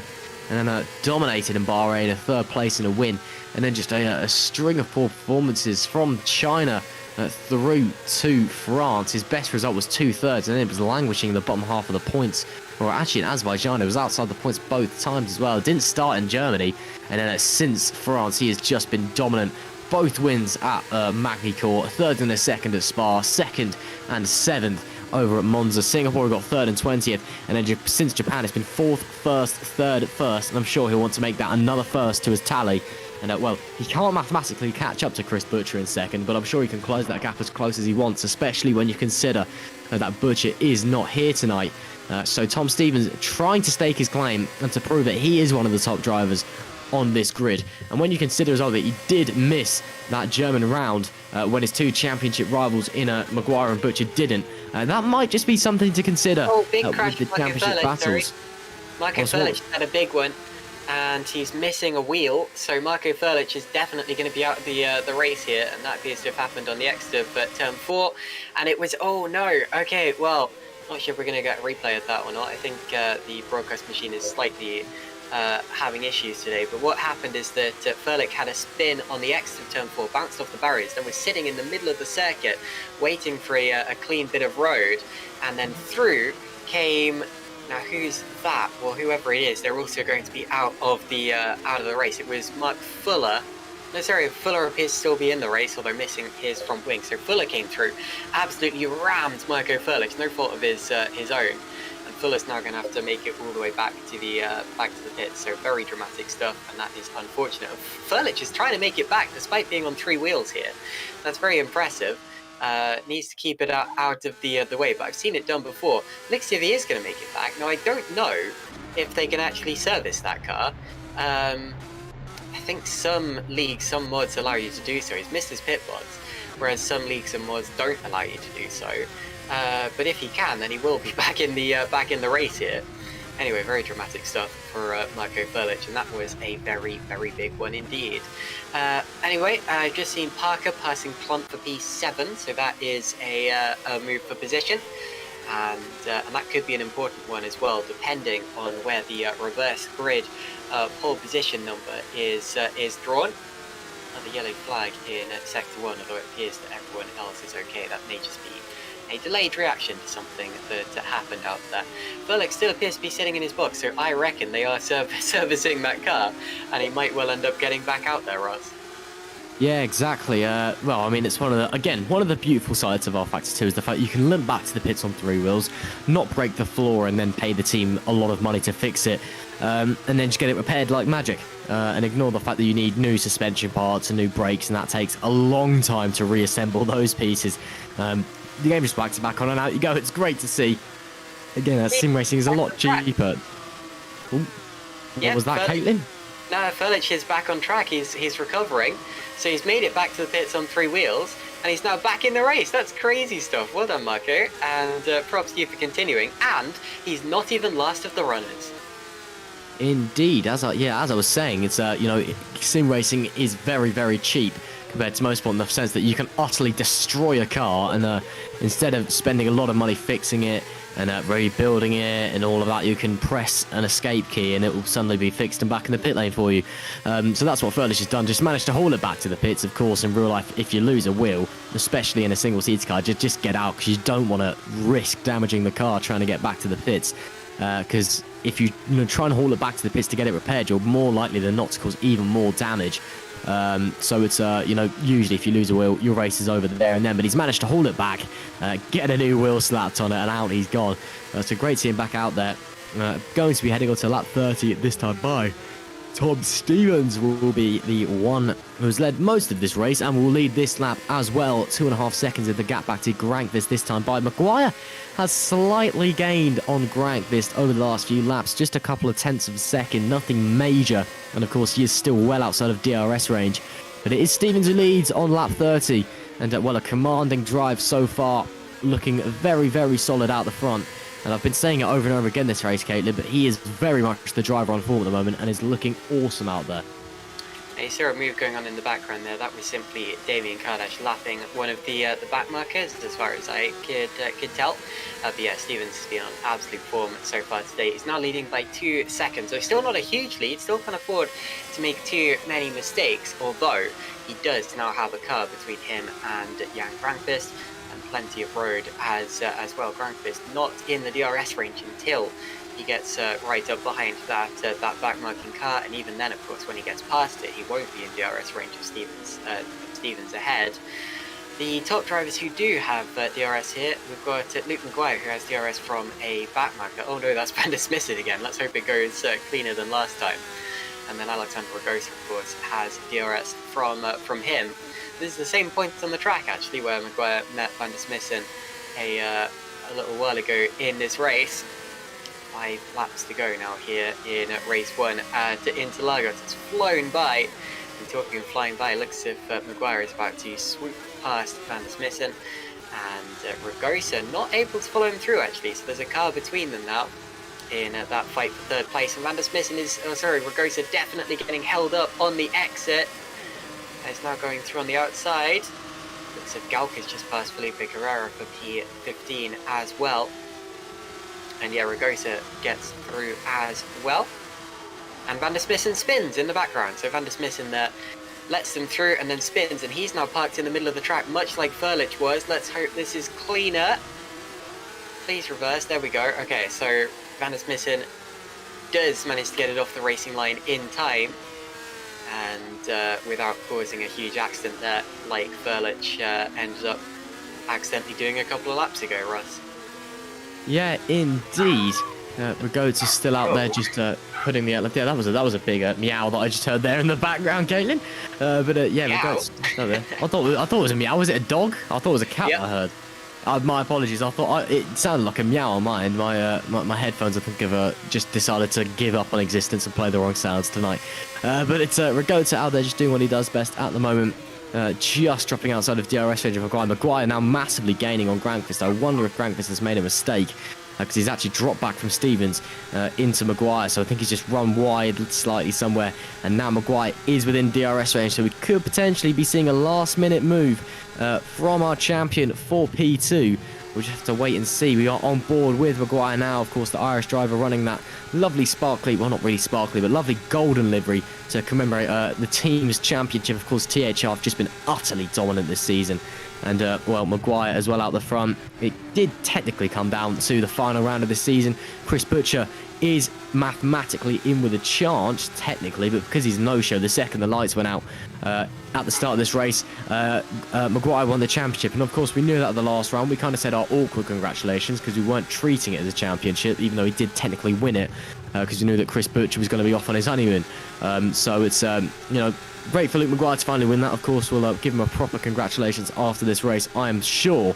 Given the fully deserved pat in the back now that he should have had 2 weeks earlier, really, but we weren't really sure what was going on. Lap 33 now for these two. McGuire closing ever so slightly. New fastest lap of the race as well, a 1:13.323. Very strong lap there, within 0.5 of a second. Now Granqvist, we could be seeing a move here as he completely cuts that turn. Isaac Morris is about to go for a move. This is for P7 around the outside of Tom Parker into turn 1, braking later and gets it done. Now a lap ago he passed Manu Clont for P8, and that was for P8, and that was of course because Clont went for a move on Parker and then lost out. Now look at Parker, he's coming straight back at Morris on the outside line.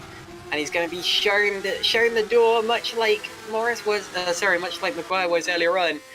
And up towards Ferradura, there's no real, there's no real opportunity to get through there. So yeah, 2 moves in as many laps there from Isaac Morris, doing an excellent job there.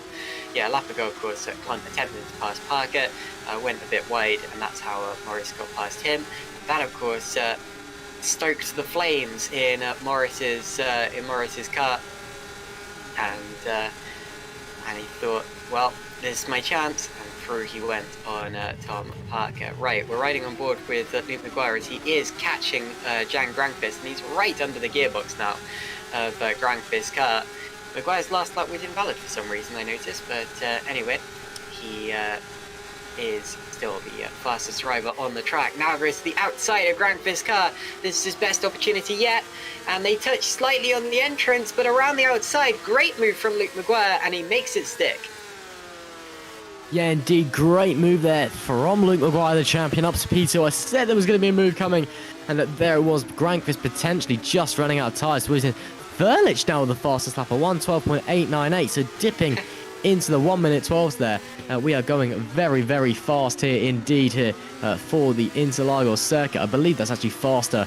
No, it's not actually. That's a lie. It's about 2 seconds off of the current lap record around the Autódromo José Carlos Pace. But when you consider that the Supercup cars are based off of the 2018 Formula 2 cars and have similar weight, similar powers, and similar tyres and similar downforce, that is really quite impressive. So a great job for him. Going to be starting the final lap of the race now, I do believe. Yes, we do. Lap 35. One more tour to go here in race 1. McGuire having to dive through some traffic there. Granqvist, I think, can do nothing because the champion is just absolutely on it. But there is your race leader, and it's been for a race leader for a long, long time. And what a performance he's had out the front. Tom Stevens, take a bow because it's been phenomenal.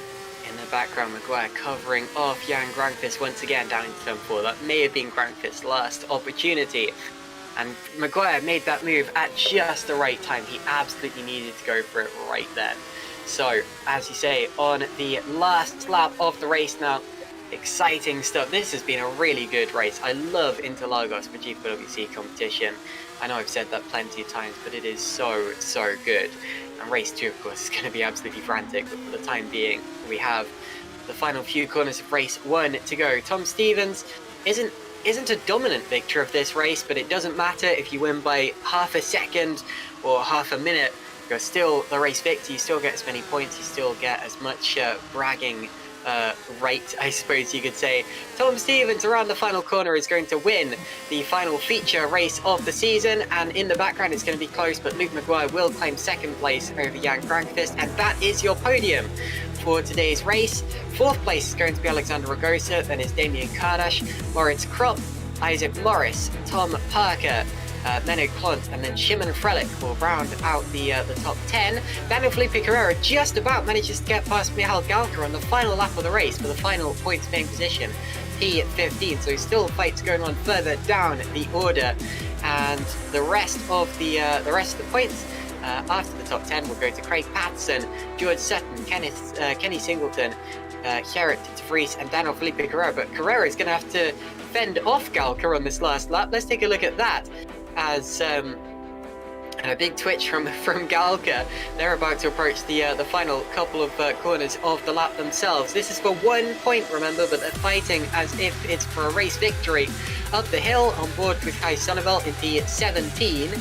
And if penalties happen, he could still end up scoring a point from this one. But anyway, and across the line, it's going to be close, but just about. Daniel Felipe Guerrero holds on to that final point, and a big crash there from Michal Galka at the end.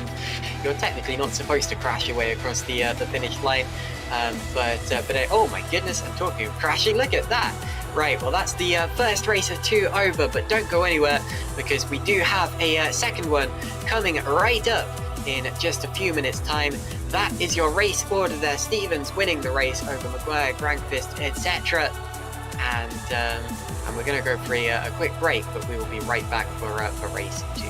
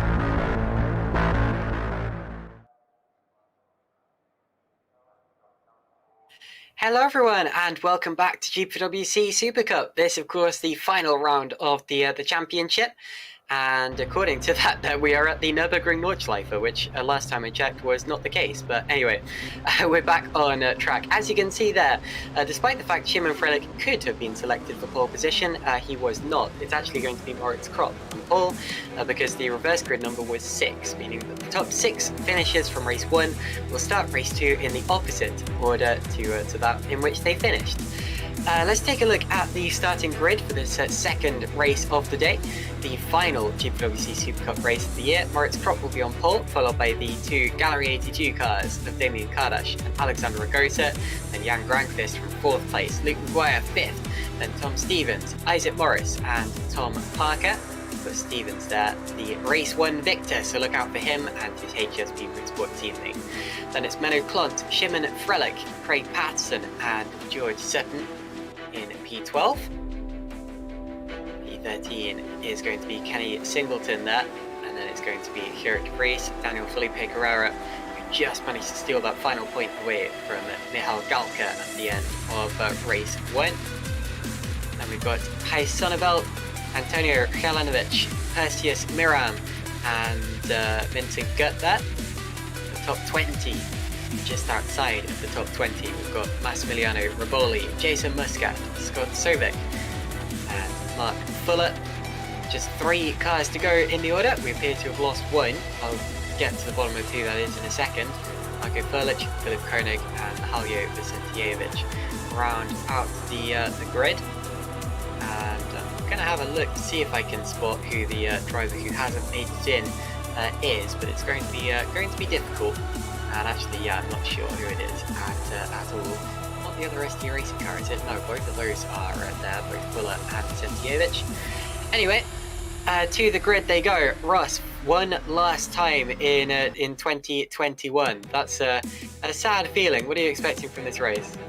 Well, I'm expecting the normal from Supercup chaos drama and then a few tears at the end as we realise we're never going to get any more of it until next year. But as the last few cars filing round now towards the back of the grid, I'm sure it's going to be a brilliant race. And nonetheless, of course, the second race, the sprint race of the night, no pit stop is mandatory and 24 laps, so a slightly shorter race. Most of the drivers opting to go onto the medium tyres. So now we're just waiting for the lights to come on. Now my prediction is that Kropp can hold on to this one, but we'll find out. Here we go, the lights are about to go out, and here we go for the final time in 2021, 24 laps to go. Right, to the inside already goes, is that Kardash? It's Kardash, so Kardash leads the race and slight contact behind with Ragosa and Kropp, who slightly touch, but just about get away with it. So Kropp is second, Ragosa is third. I think someone's had a little spin towards the back. Felipe Carrera appears to have lost a bit of time, so it may well have been him. Gerrit de Vries also losing plenty of places. And look at this, Kropp once again losing a place. Ragosa's got through, and it might end up being a Gallery 82 1-2 by the end of turn 6. And it is, there we go. So Kardash first, Ragosa second, Kropp is third. And then Grankvist fourth, taking a look, and Kropp leaves the door open, although we'll have the inside line for the next corner. Race 1 winner Stevens is still only 6th, Ross. Indeed it is. Great start there by the Gallery 82 guys. The head driver go to the edge. Not what he would have wanted, I'm sure, but Kardash now leading this race from Ragosa as he does get into second in the end, Ragosa. But it's a Kropp from Grankvist and Maguire, and then Tom Stevens down in 6th. The few changes up the top. But yeah, not the start the Kropp would have wanted, but Kardash, through he squeezes, he will lead the first lap here tonight and the final first lap of the season in GPVWC Supercup. Morris as well up to P8 as well. That was a good first lap from him, unless he started P8 and I'm mistaking him for somebody else. Oh, a bit wide there from Luke Maguire as well. He's P4 though, he's got through, so Maguire P4 ahead of Grankvist. And interestingly, Maguire is the top driver on soft tyres, so look out for that. To the inside Grankvist goes, he's coming straight back and contact with Maguire. He left it very late and up the inside, and a big spin! And Maguire takes out, one of the HGPs and another car involved. Maguire's got no rear wing. Maguire's got no rear wing. Yeah, so Morris with no rear wing. Maguire's out of the race! Oh, and it's Parker involved as well. And that is a bad way for the championship to end for our champion-elect. Luke Maguire, Mark Fuller also missing his rear wing on the second lap of the race, so carnage out on circuit, and a big shame as a result of contact between Jan Grangfist, who is now P18, and Luke Maguire. And here's a replay. We do have replays for race 2 here. Congratulations to Heigo Poom for getting that sorted out. There was Maguire's car, and it's so bumpy offline. Look at that. And then a big crash, and that was Tom Parker, who you saw coming through and getting absolutely walloped in that one. No fault of his own. Meanwhile, 3 wide for Grangfist. Whoa, contact, Grangfist off. Oh, big crash. High Sonneveld into the wall. Heavy impact. Sonneveld is out. Grangfist is in the wall. And I believe it was the other Santen Motorsport car involved in that one, of Daniel Felipe Carrera. I think he committed the cardinal sin of causing an accident with his teammate. He went up the inside. Well, here we're going to see it.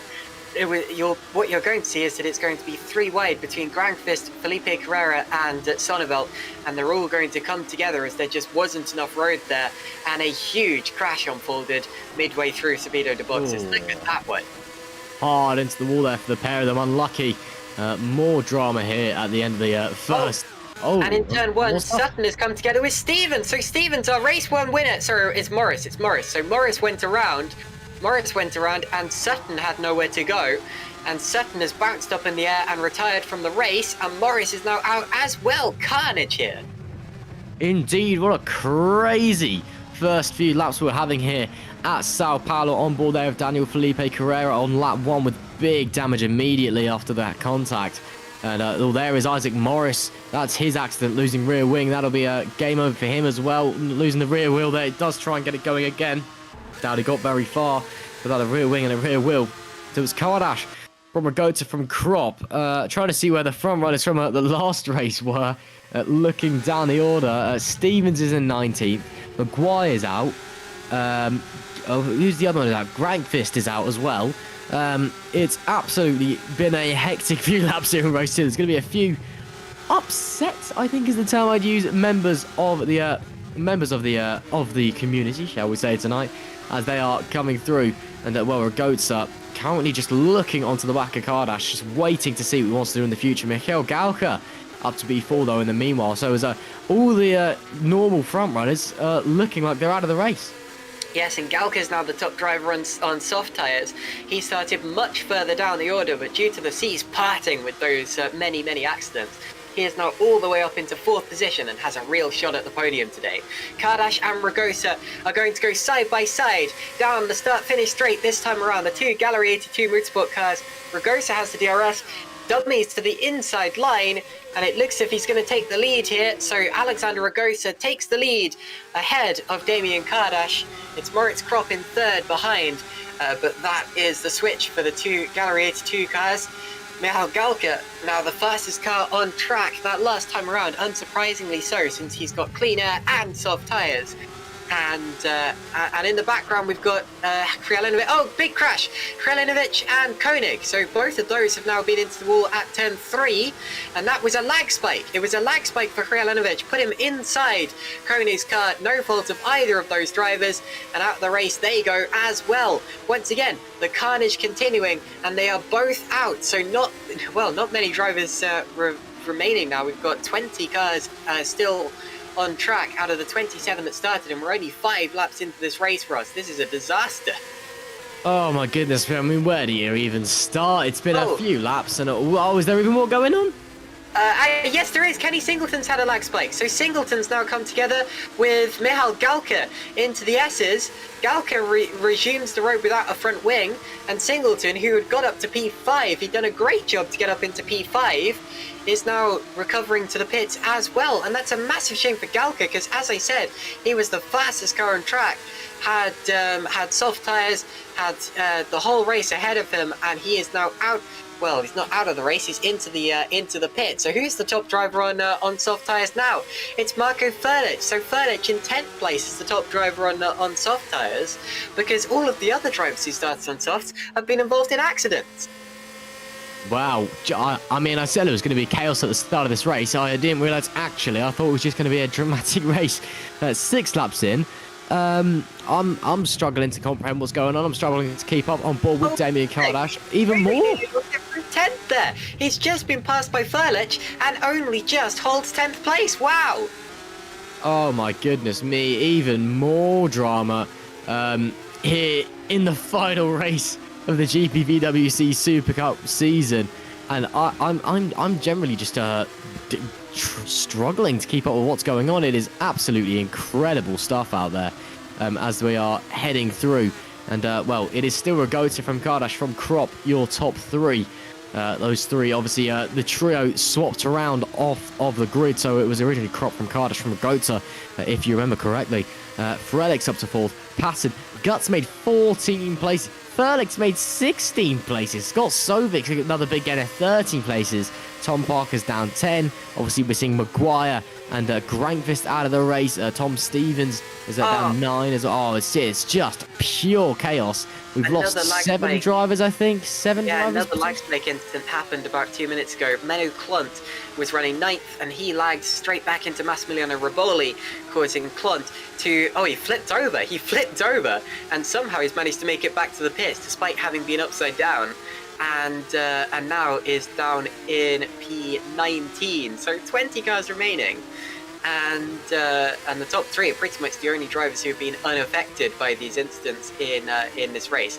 As for Riboli, he actually got away relatively nicely. He's now up into P7. Great job from Riboli, and very lucky not to lose too much time and lose too many body parts during that collision there. And the race continues for him there, Russ. Indeed, just crazy stuff here at Interlagos. Lap 8 of 24, already 1/3 of the way through this race, and it's just flown by, hasn't it? My goodness me. And here we see Perseus Muram heading onto the back stretch and trying to get at the slipstream of the driver at front. That's Felipe Carrera, I believe, who had big damage on the opening laps, of course. Is still continuing around though for the time being. It's nice having permanent data in the bottom right hand side, isn't it? I'm very much liking seeing the braking of each driver and realising they're much better than I am, but besides the point. Perseus Miram still working his way around onto the backstretch. I believe he is actually just inside of DRS range, but not close enough to have an effect really. And well, as they're trying desperately to slide their way through, just can't really do anything as it stands. Just pushing as hard as they can, but it's and it's when you consider how crazy this race has been as well, obviously you don't want to go off the road. It might be raining later potentially as well. So Miram's just doing what they can for the time being. And as I said, that big rear slide, very well held, just drifting his way through the right-hander. That's not really what you want to be doing. So, car's going through some boards there as well for some reason. Patterson there, deciding that he doesn't like the numbers board and going through it. But we've had cars retiring, cars starting, cars crashing. Now hopefully we get some actual racing as well. That'd be nice. Tom Parker currently the fastest lap due to, of course, his pit stop and his fresh tyres. Parker, so I think he needs to be in the top 15 to score a point for fastest lap. He's P18 currently. Correct me if I'm wrong, but anyway, even so, just doing that for I suppose bragging rights, just to show that he can. Anyway, going very, very quickly down there in P18. He's a lap down, so I don't expect he's going to be able to get back into the point state unless there's even more carnage and chaos. Scott Sovic now going for P10 on Carrera around the outside. This into turn 4 and has to settle that last time around. Carrera has been really, really quick these last few laps. Of course, he's passed Scott Sovic not too long ago. Sovic, of course, was running at P10. After that big slide that he just about managed to save earlier on. But yeah, Carrera now up into P10. And of course this is looking set to be and there's an issue for Kardash. Oh no, it's another lag spike! Kardash has been involved with the back marker, it seems. Kardash and one of the ST racing cars are inside each other in Subido boxes, and that's a massive shame, because no fault of Kardash's. He's lost what was second place in this race. Oh, yeah, that's a disaster. Stuck in the other car. The other car does finally DNF and retires back to the pits, and Kardash can get going again. But just caught up. Just caught up with the back marker immediately into the pits. Lucky it was just in front of a pit lane, so it doesn't have to drive the whole way. But you can see there the wheel's just pointing in the wrong direction. That's a lot of damage to that car. I hope you have a replay of the incident. So on board with Kardash now, coming into the final corner. Turns in, nothing too interesting yet. Oh my goodness me. Yeah. Wow, yeah, as you said, suddenly Yeah. D's inside another car. Now, apart from all of the new baby GPWC cars that have been made, nothing came out of that, I'm afraid to say. So that is the end of the race for one of those drivers. The other one, Damien Kardash, is now out of the points. That puts Kenny Singleton back into the points. Interestingly, Tom Stevens is down in 13th now, although has just passed Michal Galka, so he's still going in this race. And of course doing so even though and Kardash is now out, I'm afraid, so Kardash does pull out the race as a result of that incident. Now it's interesting to see that we've had so many lag spike incidents here. Of course we didn't have any in race 1 from my memory. We did have quite a few last time out at Circuit of the Americas, so whatever issues we had then appear to have returned, and that's a massive shame because, like I said, it's no fault of anyone in particular, and it just means that you know, it's like the racing gods have decided, nope, you are not finishing there today. So the podium now is Ragosa, followed by Krop, and then Frelich, the top 3, and you've got a fight for third between Frelich and Patterson Brewing. Indeed, Ragosa just doing everything he can at the moment, hitting his marks, are going to be halfway through this race at the line, this time by and Leclerc there with the fastest lap of the race, a 1:13.01, I believe that is. My screen's just got a little bit pixelated, but see my internet not having the best time, as well as a few of the drivers out on track tonight as well. But it is Ragosa from Krop, from Frelich, from Patterson, from Riboli, your top 5, Riboli as well. A few drivers behind, you've got Gut and Muscat very, very close, and I think that Muscat's actually going to try and have a go on on Gut, and he is to the inside with the DRS on the brakes. Can Jason Muscat pull to the inside? Can he get the move done? Has to hang around the outside of the second phase. The center races. Wow, lovely move there from Jason Muscat in the 14 up to P60 moves. That being said, it's not over yet because there's DRS down this back straight as well. He has to defend from Gut and Furlich now behind as well. Muscat, I think, will hold on to the position for the time being. And if he can close the door on the exit of the corner, yes, it does. Oh, and Furlich slides through. Muscat up to 6th. Furlich up to 7th with a great launch. And, well, Vincent Gut goes from, oh, no, not done yet. Maybe, potentially to the inside. I can't quite tell. Vincent Gut holds, maybe. Yeah, he does hold on to 7th. So it's now Gut from Furlich from Felipe Carrera there. But my goodness me, Furlich was almost going from, well, oh no, it's a Gut from Furlich, apologies. But it was almost, Gut going from 6th to 8th there.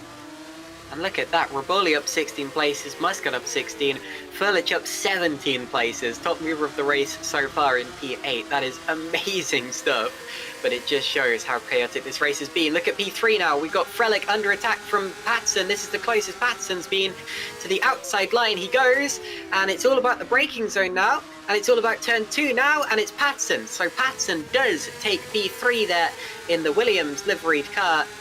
And just like George Russell in Spa-Francorchamps, he is heading for a podium. Furlich into the pits behind, and that is because his soft tyres have not lasted, so he is going for a one-stop strategy in this race as Frelich and Patterson continue to battle for P3 and P4 on those medium tyres, which is proving to be the correct strategy for this race, it seems, because Furlich is going to lose plenty of places and plenty of time.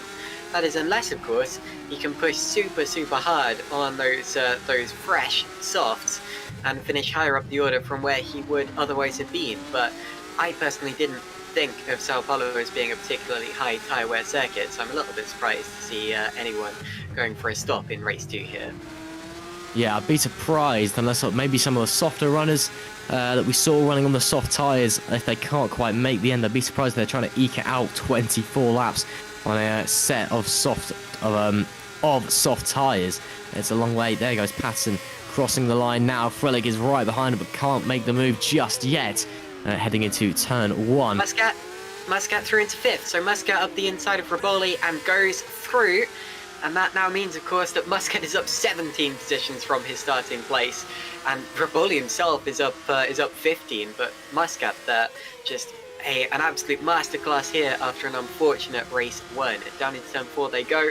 Muscat holds the line and he has that top 5 position in this race. This would be a fantastic way to end the season and, of course, honour his late father. So, lap 14 out of 24, Patterson versus Frelick for P3. Still seemingly on, although Patterson, of course, got past Frelick this last time by. And, oh, look at that, running slightly wide on the entrance, almost had an Alex Albon-style movement there. Sorry to give anyone flashbacks to that, but anyway. And Frelick is going to be pretty close this time, up into the main straight, Russ. Yeah, oh, indeed. Wait, Raboli slides. Sorry, he holds it. It was a very Max Verstappen style move there. But anyway, look now at Frelick versus Patterson. Sorry for interrupting there, Russ. No worries. Of course, you want to be trying to cover everything that's going on the track at one time. But what we're focusing on right now, Patterson versus Frelick. Frelick to the outside, Patterson to the inside. Who gets the corner? It is Frelick for the time being, but there is Patterson once again still on the outside line, still trying to hold it. You'll have the DRS down here as well. No slipstream, but the DRS should surely be enough to the outside. Frelick still with the inside line as they come into the left-hander, almost banging wheels. Wow, great move from Patterson as he sweeps around the outside. Awesome stuff, and he will surely take P3 now into the right-hander. Yes, he does. That is absolutely a fantastic move from Craig Patterson. Up to P3 moves. That was awesome. They swap one way, they swap the other. Of course, both times they've run, or Nova have run, a one-off Williams livery. Patterson's done excellently in race 2. In Silverstone, he won the thing. This time out, appears to be on the podium again, although once again, still a long way to go, and Frelick is not going to let him get away that easily. Also, Muscat is gaining hand over fist. Look at that. Muscat's times are about 6 or 7 tenths of a second faster than Patterson's these last few laps, and Muscat may well end up getting into the DRS of Frelick in the near future, so we may end up going 3 or 3rd. There you see Muscat in the background, and further back there you see Raboli versus Gut down into turn 1. Gut is on the inside line this time around, and they avoid banging wheels, so they're going to stay in those positions for now. But of course we have another DRS zone coming up. Also, Frelick looks to be about to go to the inside of Patterson. He does. Well, he takes a look, backs out of it, but he took a little look there. Now we've got Gut once again to the outside of Raboli. The camera flicking this way and that, forth and back, trying to catch everything. And Gut does get up into 6th position now. We have another yellow flag in the second sector there. I don't exactly. Oh no! And it's Crop. So Crop from 2nd place in the race is off. Unbelievable. I cannot. Again, this race is just taking another twist and turn. 2/3 of the way through. Lap 16 of 24 in the final race of the GPVWC Supercup season. And we are seeing yet another twist. There is Crop, no front wing, limping his way round and dropping very, very quickly. Gut's going to get past surely as well in a moment. Time and Crop. Oh, he's struggling to even make it. Oh, almost takes out the driver behind as well, swerving to get into the pit lane. Here is what happened with Crop. Oh, just dumps it on the curb. Just too much curb on the exit, and the car span up the tyres, and that was that. And that means that Craig Patterson, his teammate, is now in 2nd place, but they are fighting hard once again. Shimon Frelick going for that 2nd position as he had a couple of laps to go, and around the outside he goes, just like Patterson did to him a lap ago. Almost squeezed into the curb, and now as they fly through the right-hander, it's going to be Frelick once again up into that position. So there he goes. Great stuff in GPVWC Super Cup. My goodness, Perseus Miram's into the top 10. This is a great performance from him, especially considering how far down he was after the first few laps. Crop exits the pits. He is going to be P14 after this one. Menno Plug back into the pits now. I think he's probably trying to, well, he's either about to retire or he's going for another set of softs to get that fastest lap back. But anyway, it doesn't really matter because he's outside of the points as it stands. So Crop's still in the points despite that incident there. And we still have a Nova Sim Racing car on the podium. And look at Muscat, he's about to change that potentially. He's going to the outside line. Jason Muscat has got involved in this fight just as I predicted last lap. And he's backed out of it, but he is definitely still in this fight here. It is 3 for 2nd, Russ. Indeed, it is. Frelick from Patterson from Muscat is. Oh, and there's Rain as well. That's Rain on the car, so the rain started to come down now as well in the last few laps, and we know the rain is going to be heavy, so potentially another twist and turn in this final race of the Super Cup season. You can see there just dots of rain falling on the cars. You can't quite see it in the air, it's not heavy enough yet, but potentially that could be throwing everyone even further away. So Frelick versus Patterson versus Muscat, the rain's coming down. Ragota's got a 18-second lead out the front. This is pure chaos here at Interlagos. 18 drivers left running this race out of the 27 that entered. I said it was going to be chaos. I didn't mean to jinx the race. This is just unbelievable stuff. Well, GPVWC Super Cup for the... Oh, look at that slide! Big slide! So Patson come together with Muscat. He comes together with Muscat on the exit to the penultimate corner. Muscat now gets a better run, and they don't have any damage from that, but Muscat's now going to get through to P3. That's allowed Frelick to get away out of DRS range. Muscat up onto the podium. Patson has a chance to come back to him into turn 1. Takes a look to the outside. Not able to hold it into turn 2.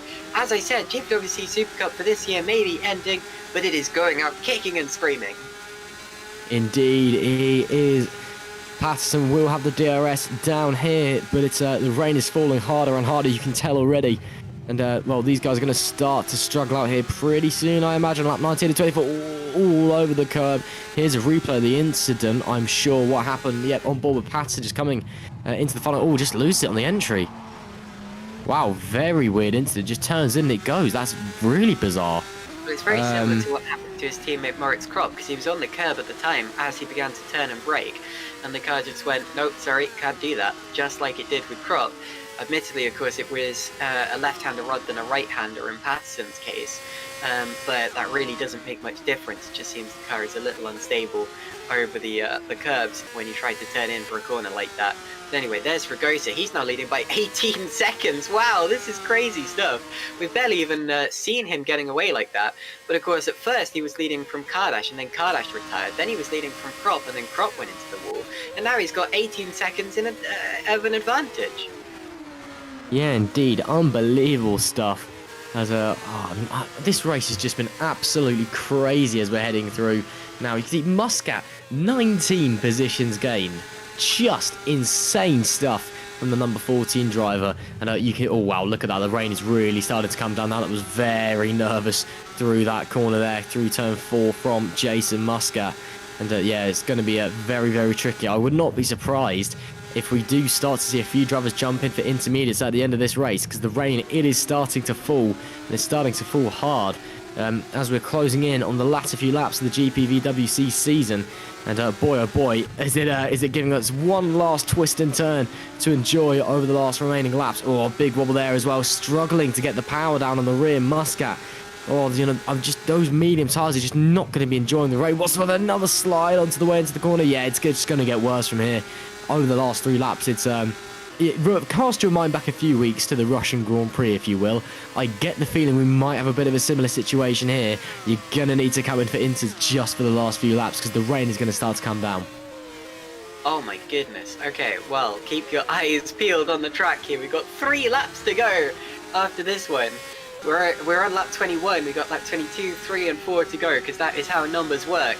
And Alexander Ragosa just needs to keep it steady here. The curves are going to start getting treacherous, so he won't want to use that much of the curves for that much longer. He doesn't need them, of course. He's that far ahead of the rest of the field. Here's Jason Muscat. He's up 19 positions from his starting place, and he's catching Shimon Frelick. Albeit only a little bit. His last lap only a tenth of a second quicker, and at that rate he would not get within DRS range of Frelick before the end of the race. Though at this rate, DRS may end up being disabled by the end of the race. We'll have to keep an eye on that as well. It gets disabled as soon as someone pits for inters, as far as I'm aware. And if someone does that, that would be a very dramatic turn up for the books. Menno Plump, meanwhile, a couple of laps ago, did manage to set the first lap of the race, so he takes it away from anyone in the top 15 who may have been able to take it. And just deciding to have fun to end this series, I think, is Menno down there. Of course, he doesn't really deserve to be that far out of the order. It's not his fault that he's down there. Lag spikes and things like that do happen sometimes. But anyway, Shimon Frelick still pushing. His last time was his personal best lap of the race, despite the slight drizzle. And I say slight drizzle, it is a very slight drizzle. In fact, as much as I can see little drops forming on the cars, if I put the race in slow motion or whatever, I can't see the raindrops, so I'm not sure that it actually is raining right at this very second. It may be that it's coming and going just as it was. My hopes and dreams crushed by the gods. Oh well. Yeah, it does look like it's stopped raining, so oh well, moving swiftly onwards. Looks like it's going to be a dry end to this race. We've had our 2 laps of, oh, will it rain? And then it's not raining. Oh well. But yeah, 2 laps or 3 laps sorry to go. But no, now it is 2 laps to go. Here in the final 2 laps of the GPVWC season, Ragota has the easiest job in the world. He just has to bring the car home, and well, it's all his. He's got such a big gap behind as well. It is not difficult. This will be his 2nd win this season after he won race 2 in Austria. Felipe Carrera. Oh. Sorry, that's Felipe Carrera off by the side of the road. He was running P8, and he's now down into P10, and he's missing his front wing, so he's going to drop further back still, and that was all by himself. He got over the curve, which admittedly will be quite slippery at this point in the race, and dinged off the wall, and actually he's quite unlucky, so it was a very small impact into the wall, and I think a lot of the time that wouldn't have actually cost him his front wing. He's just unlucky. What's this? Yeah, just a slight contact there, and off comes the front wing. And he's now coming back into the pits, which may give the final point back to Tom Parker, depending on whether Felipe Carrera goes a lap down or not. We'll have to keep an eye on that one. But anyway, just shows you how important it is to keep going in a race like this, because with the attrition and stuff like that, you can still end up scoring points despite having pitted 2 or 3 times. Moritz Kropp has now got around the outside of Tom Stevens, so the driver who was running P2 earlier in this race is now side by side with our race 1 winner, and appears to have made that move stick on slick tyres. And through he goes. Felipe Carrera, has exited the pits, and he is still in the points, so he's still in P15, so he's still 1 place ahead of Tom Parker. He's a couple of corners back down the road, and we're now on the final lap of the race with Alexander Ragota. Indeed, 1 lap to go in the season, that is, for Alexander Ragota, and he's got a very easy lap to do. A huge gap behind, just needs to take it easy. Still pushing quite hard through there because it was a bit of a wobble, but it's all action stations, I'm sure. Just bring it home, gently does it. It'll be his first race win and since Austria race 2 this season, and his 2nd race win this season. Only been on the podium 2 other times apart from that as well. Once only came 3rd in race 1 at Japan, and then came 2nd last time out in the USA. Rounds the final corner now and foot flat to the floor, and it has been a very, very nice drive. Very, very easy drive, I think, for Alexander Ragota. But he rounds out the GPVWC Supercup season in style with a 16-second advantage behind Alexander Ragota. Takes the victory in the final race of the season, weaves across the line to show his enjoyment, and that was a lovely, lovely win indeed. Shimon Frelick will come home in P2, delivers the goods with Jason Muscat, who will come home a fantastic P3 to cap off the season. Wow, what a drive he has had, coming from absolutely nowhere on the grid as well. Phenomenal stuff from Jason Muscat to round up the podium. Patton will come home in P4 with the gut in P5, but Ragota, what a phenomenal drive he's had today, and it's been a very good season for him, but today that was something special we've just seen.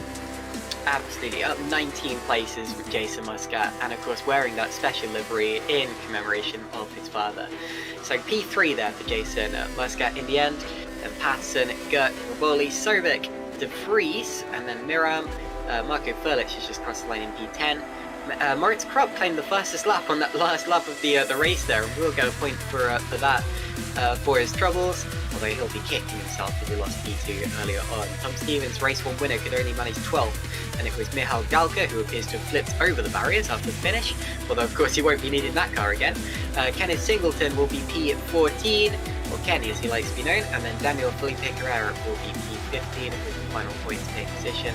Also finishing with Tom Parker, Mark Buller and Menno Klon, and there of course you see the final results on your screen right now. Of course the champion-elect is Luke Maguire, who retired very early on in this race, and it's a shame we couldn't see him finish off the championship how he would have liked, but to be honest, when he looks back at the season, I'm not sure that he'll mind, because as he said, he is the champion, and of course will be crowned the champion at GPVWC Day, whether that happens in person or online. So fantastic stuff there all season from Luke Maguire, fantastic stuff in this particular race from Alexander Ragosa, Shimon Frelick, Jason Musker, everyone else who finished that race and finished well. And I'm sure that we'll get some drivers into the interview room in just a few seconds time, so we can talk to them about that absolute bit of a crash fest, but also that absolute banger of a race that we just witnessed, Russ. Oh, absolutely. With a few fitting donuts from the drivers to round up the season, I'm sure we would love to hear from a few of the guys that we've got out there to say hello to. But yeah, what a season it's been for these drivers, and as well, of course, hopefully we'll be able to speak to our champion, and we can actually congratulate him for it properly this time as well. Fingers crossed. But as I said, well, that's it for the season. That is the final race of the GPVWC Supercup season. And what a season it's been, and what a race to round out the championship as well. Of course, just to recap, Luke Maguire, the second the lights went out in race one, was your champion because Chris Butcher did not enter this round due to being on his honeymoon. So he is champion, and I think actually he's looking like he wants an interview. Well, let's speak to him then. Fantastic stuff. So, if we can drag him in, Luke Maguire. So, not exactly the way you wanted to end the season, but as the champion elect, I'm sure you're going to look back at this one with pride. What do you? How does it feel? Championship. That's my first kind of championship that I've ever won on sim racing, and kind of this season was my first kind of ever like championship kind of a solid attempt at it. And I just want to say thanks to THR and all the guys for getting me in. And at the start of the year, I was very kind of skeptical about what I was going to do and how I was going to do, but probably my the best year I've had in sim racing, and I really enjoyed it with them. Yeah, a big one to win as well. Let's talk us through today's races. So race one, of course, you were in a big battle for the podium places.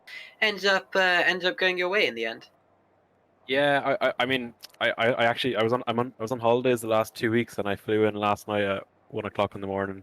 Wow. So I had about 3 hours today to practice, and it shows. My qualifying pace is good. I think I probably could have got pole.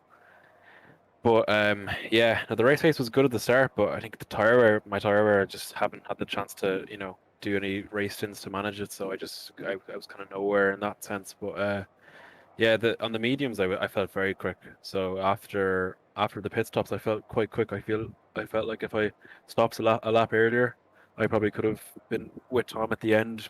But that's in hindsight. But I'm happy with the recovery drive, because the first stint was probably my worst first stint that I've done this year in any race one. Well, race two, I'm afraid, did not go your way. Do you have any views on that accident? Jan admitted to me it was his fault, but I think I kind of lunged on him in turn one, and I got by cleanly, and then after that I think he was probably annoyed and tried to put his nose into the where he shouldn't, and I gave him space, but he just kind of ran me off the road, and then I went offline and tried to rejoin, but I just lost the car under control on the bumps. So we did the soft. We were planning to do a stop, and we thought it was actually going to be quite a good strategy. But for the last race of the season, we wanted to just have a bit of fun. But it didn't turn out that way. Yeah, it's a shame the championship. I mean, it's a good thing for you that the championship was already wrapped up by that point. Russ, do you have any last words for our 2021 Supercup champion? Well, just a proper congratulations, I think, this time, Luke. I mean, of course, we kind of gave you a bit of an awkward one last week because you were a champion, but you weren't really treating it like it. But of course, now you are officially champion, so congratulations. It's been a great season for yourself. And as Kanan said, probably not the way you would have wanted to do it this time around, but, still, nonetheless, a fantastic season for you, and very well deserved. Yeah, I just want to say thanks very much, and also thanks to Chris for a great championship battle, and thanks to everyone in Supercup, because everyone really supportive this year, and I really enjoyed it, and can't wait to go again next year in Super League Lights or Super League. Indeed, congratulations. Okie dokie. Well, thank you for the interview there, Luke. But we can now move on to our race 1 victor, Tom Stevens. Tom. Hello. So, race 1 victor there. You had to fight for it in the early stages, but after that, it was just about maintaining that gap and keeping the others behind you. How does it feel to have won in the final round of the season? Well, it was actually my goal to try and get pole position and then beat Luke in race 1, and I was working hard towards it for this race. And yeah, I was quite happy with my lapping quality, but then in race 1, at the start it was a bit wet and I was a bit nervous. I didn't want to push it, and I feel I was a bit too lenient at points. But then got side by side with Luke and I thought, oh no, I can't let him go now, I've got to stay ahead. And it was a really close race and that, really good fun. And then after that I just maintained the gap and everything just went well. And then of course from the high to the low, what happened in race 2? Well, I was behind Luke and Jan, and then they both had a coming together. Jan spun, managed to dodge him, and then I think Luke, he just lost it on the off the track, and he ended up spinning onto the track. And there's not really much anyone could have done, I don't think. So it just is what it is. But it's a shame to end the season like that. But overall, pretty good season. Happy with that. Indeed. So, what are your plans for next season? Well, I'm not sure I'm meant to comment on that yet, but you'll find out soon. Okie dokie, sounds exciting. Hope to see you back in GPVWC in some form.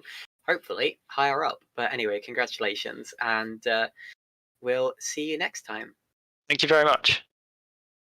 Okie dokie. So we actually don't have our race 2 winner. So Russ, I'll let you take your pick of who you want to interview next. I think we'll have a chat with Jan Grankvis, because why not? We don't really normally speak to Jan, so we may as well have a word. Jan, can you hear us? Yes, can. Hello.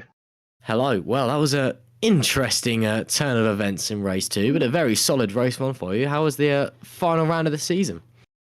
Yeah, indeed. It was, I mean, for race 1, obviously, I enjoyed it a lot, and obviously enjoyed the whole season as well. And I don't know really what else to say. It was a bittersweet end for my season, you could say, for race 2, having tangled with Luke. But we've sorted it out, and we go from that. Yeah, of course. But I mean, bear in mind you've come in halfway through this season. Of course, you've entered a few rounds. You've still put in some fantastic performances. What's your plans for the future in GPVWC? Right. Well, I don't know how public this is yet, but me and Marco have started this new project in the Super Venturi, which was my sole entry into the other series, the Formula Pro series, and we plan on getting that somewhere within GPV and see how well we end up in the new team. And as an owner driver, it'll be interesting to see. Well, that's always love having an owner driver on the grid. It'd be great to see, of course, you guys running your Super Venturi stuff over in a multitude of other leagues. And well, again, looking back on the season, would you say it's been a successful one for yourself, or is there anything you'd say that you wanted a little bit more out of it? No, I can't say this was a bad season by any means. Satisfied with every race result, honestly, and even if I felt that I could have done a lot better, I think I still maximised what I could from each opportunity that I got, and also have to thank Jan Santen for initially giving me the car to drive as well. Oh, of course. Well, thanks for joining us, Jan, and well, interesting race 2, but great job in race 1 nonetheless, and thanks for joining us. Yes, thank you. Thanks, Jan. Okie dokie. Well, it would be an absolute crime not to interview Jason Muscat today. Jason, do you hear us? Yes.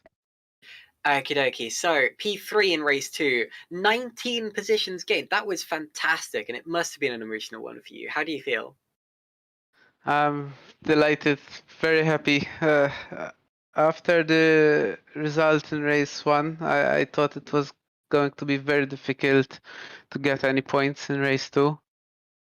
I believe I was quite lucky with a lot of incidents happening, but in the end, I managed to overtake quite a few cars as well. And yeah, to get a podium, I'm delighted. I can imagine so, and running that special livery as well. I take it that was your idea. How much did that mean to you? Uh, a lot. I And can I imagine. dedicate this podium for my father.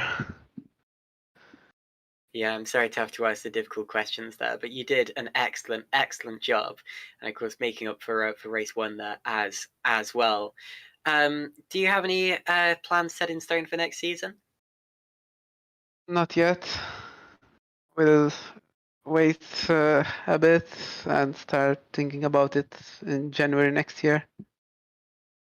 Fantastic. Well, you did a fantastic job today. I'm going to say driver of the day actually for that race to performance, and very well deserved. I'm sure it means a lot to you. Thank you, Jason. Thank you very much. Okie dokie. Well, we normally interview 3 or 4 drivers, but since it's the last round of the season, I'm going to say let's do a thing. Oh, okay. Hold on a sec. I've got an idea here. This is going to be an interesting way to. Go on. Okie dokie. Right. Hear me out here. So I'm going to bring everyone we haven't yet interviewed Oh dear God. into the room. No, hold on. Hear me out. Hear me It's out. a This is going to be party. okay. This is going to be okay. Okay, so I'm going to bring everyone in, and I'm going to ask them all for one. How about like 3 words to describe the season and how it went for them? Does that sound like a good idea, or am I crazy? Okay, let's get on with it. Okay, Josh Downard from Nova. Slightly disappointing day for you today with those incidents in race 2, but at least Craig was still able to bring home a good result. The championship as a whole, how are you feeling about it? Am I still doing it 3 words or Yeah, can I let's go talk? for it. Fun, successful. Uh, I can't think of a third, but Yeah. good. Fantastic. Yeah, you can add on a brief sentence there if you want. Yeah, just really good season. Good. Fun, Okay, thank you, proud Josh. of Sorry for group putting you on drivers. the spot there. Marco Furlich, interesting final round there. You were in the wars a little, but still did a good job and demonstrated some good pace. How are you feeling? I just did it for fun, to be fair. So I had that coming from the back with the grid. So it was pretty decent. Okie dokie. Well, you definitely demonstrated some pace today. Moritz Krop, how do you feel about today? To be honest, I didn't do much before the race. I literally just jumped in and drove. So to get P6 in race 1 and to fight for potential podium race 2 was enough for me today. So yeah, decent round, I would say. Great job. And finally, last but not least, Shimon Frelich, you there? Good job. How are you feeling? Well, the season's been hectic, very inconsistent for me. I'll try to work on that for the next season, and here and there was signs of pace, but other than that, it was decent. Great job. Okie dokie. So, thank you all for your brief interviews there. Sorry it couldn't be longer, but we had a lot to get through. I just wanted to get through everyone because, as I said, this is the last round of the season. Thank you all for watching today's GPWC broadcast. This, of course, was the last round of Supercup for this year, but as I mentioned previously, next week we've got the Super League Lights and the Super League, and you won't want to miss Super League because we have a 3-way championship fight, which is going to be absolutely epic, especially since we are at the Interlagos circuit, which, as we saw today, is fantastic for sim racing. Thank you to Heigo Poom for streaming today's races. Despite a few issues with the broadcast machine, Heigo helped to make them all right and give us a broadcast anyway. And thank you as well to Russ McIntyre. Russ, it has been an absolute pleasure to commentate alongside you all season long, or at least ever since you joined the league. And I'm very much looking forward to next season. So as I said, that is the end of today's broadcast. And from me, it's goodbye. But yeah, I'll hand it over to Russ for the last words of the season. Oh, you're so kind, Caitlin. Sorry, I mute myself and then didn't realise. But thank you very much for the lovely outro. And of course, thanks again to all the drivers, all the viewers, Heigo, all the legal nuts. It's been a brilliant season here in the Super Cup. And just as Caitlin said, super excited to see what the future holds. So hopefully we'll see you all next season. But until then, take care and goodbye for now. Ta-da!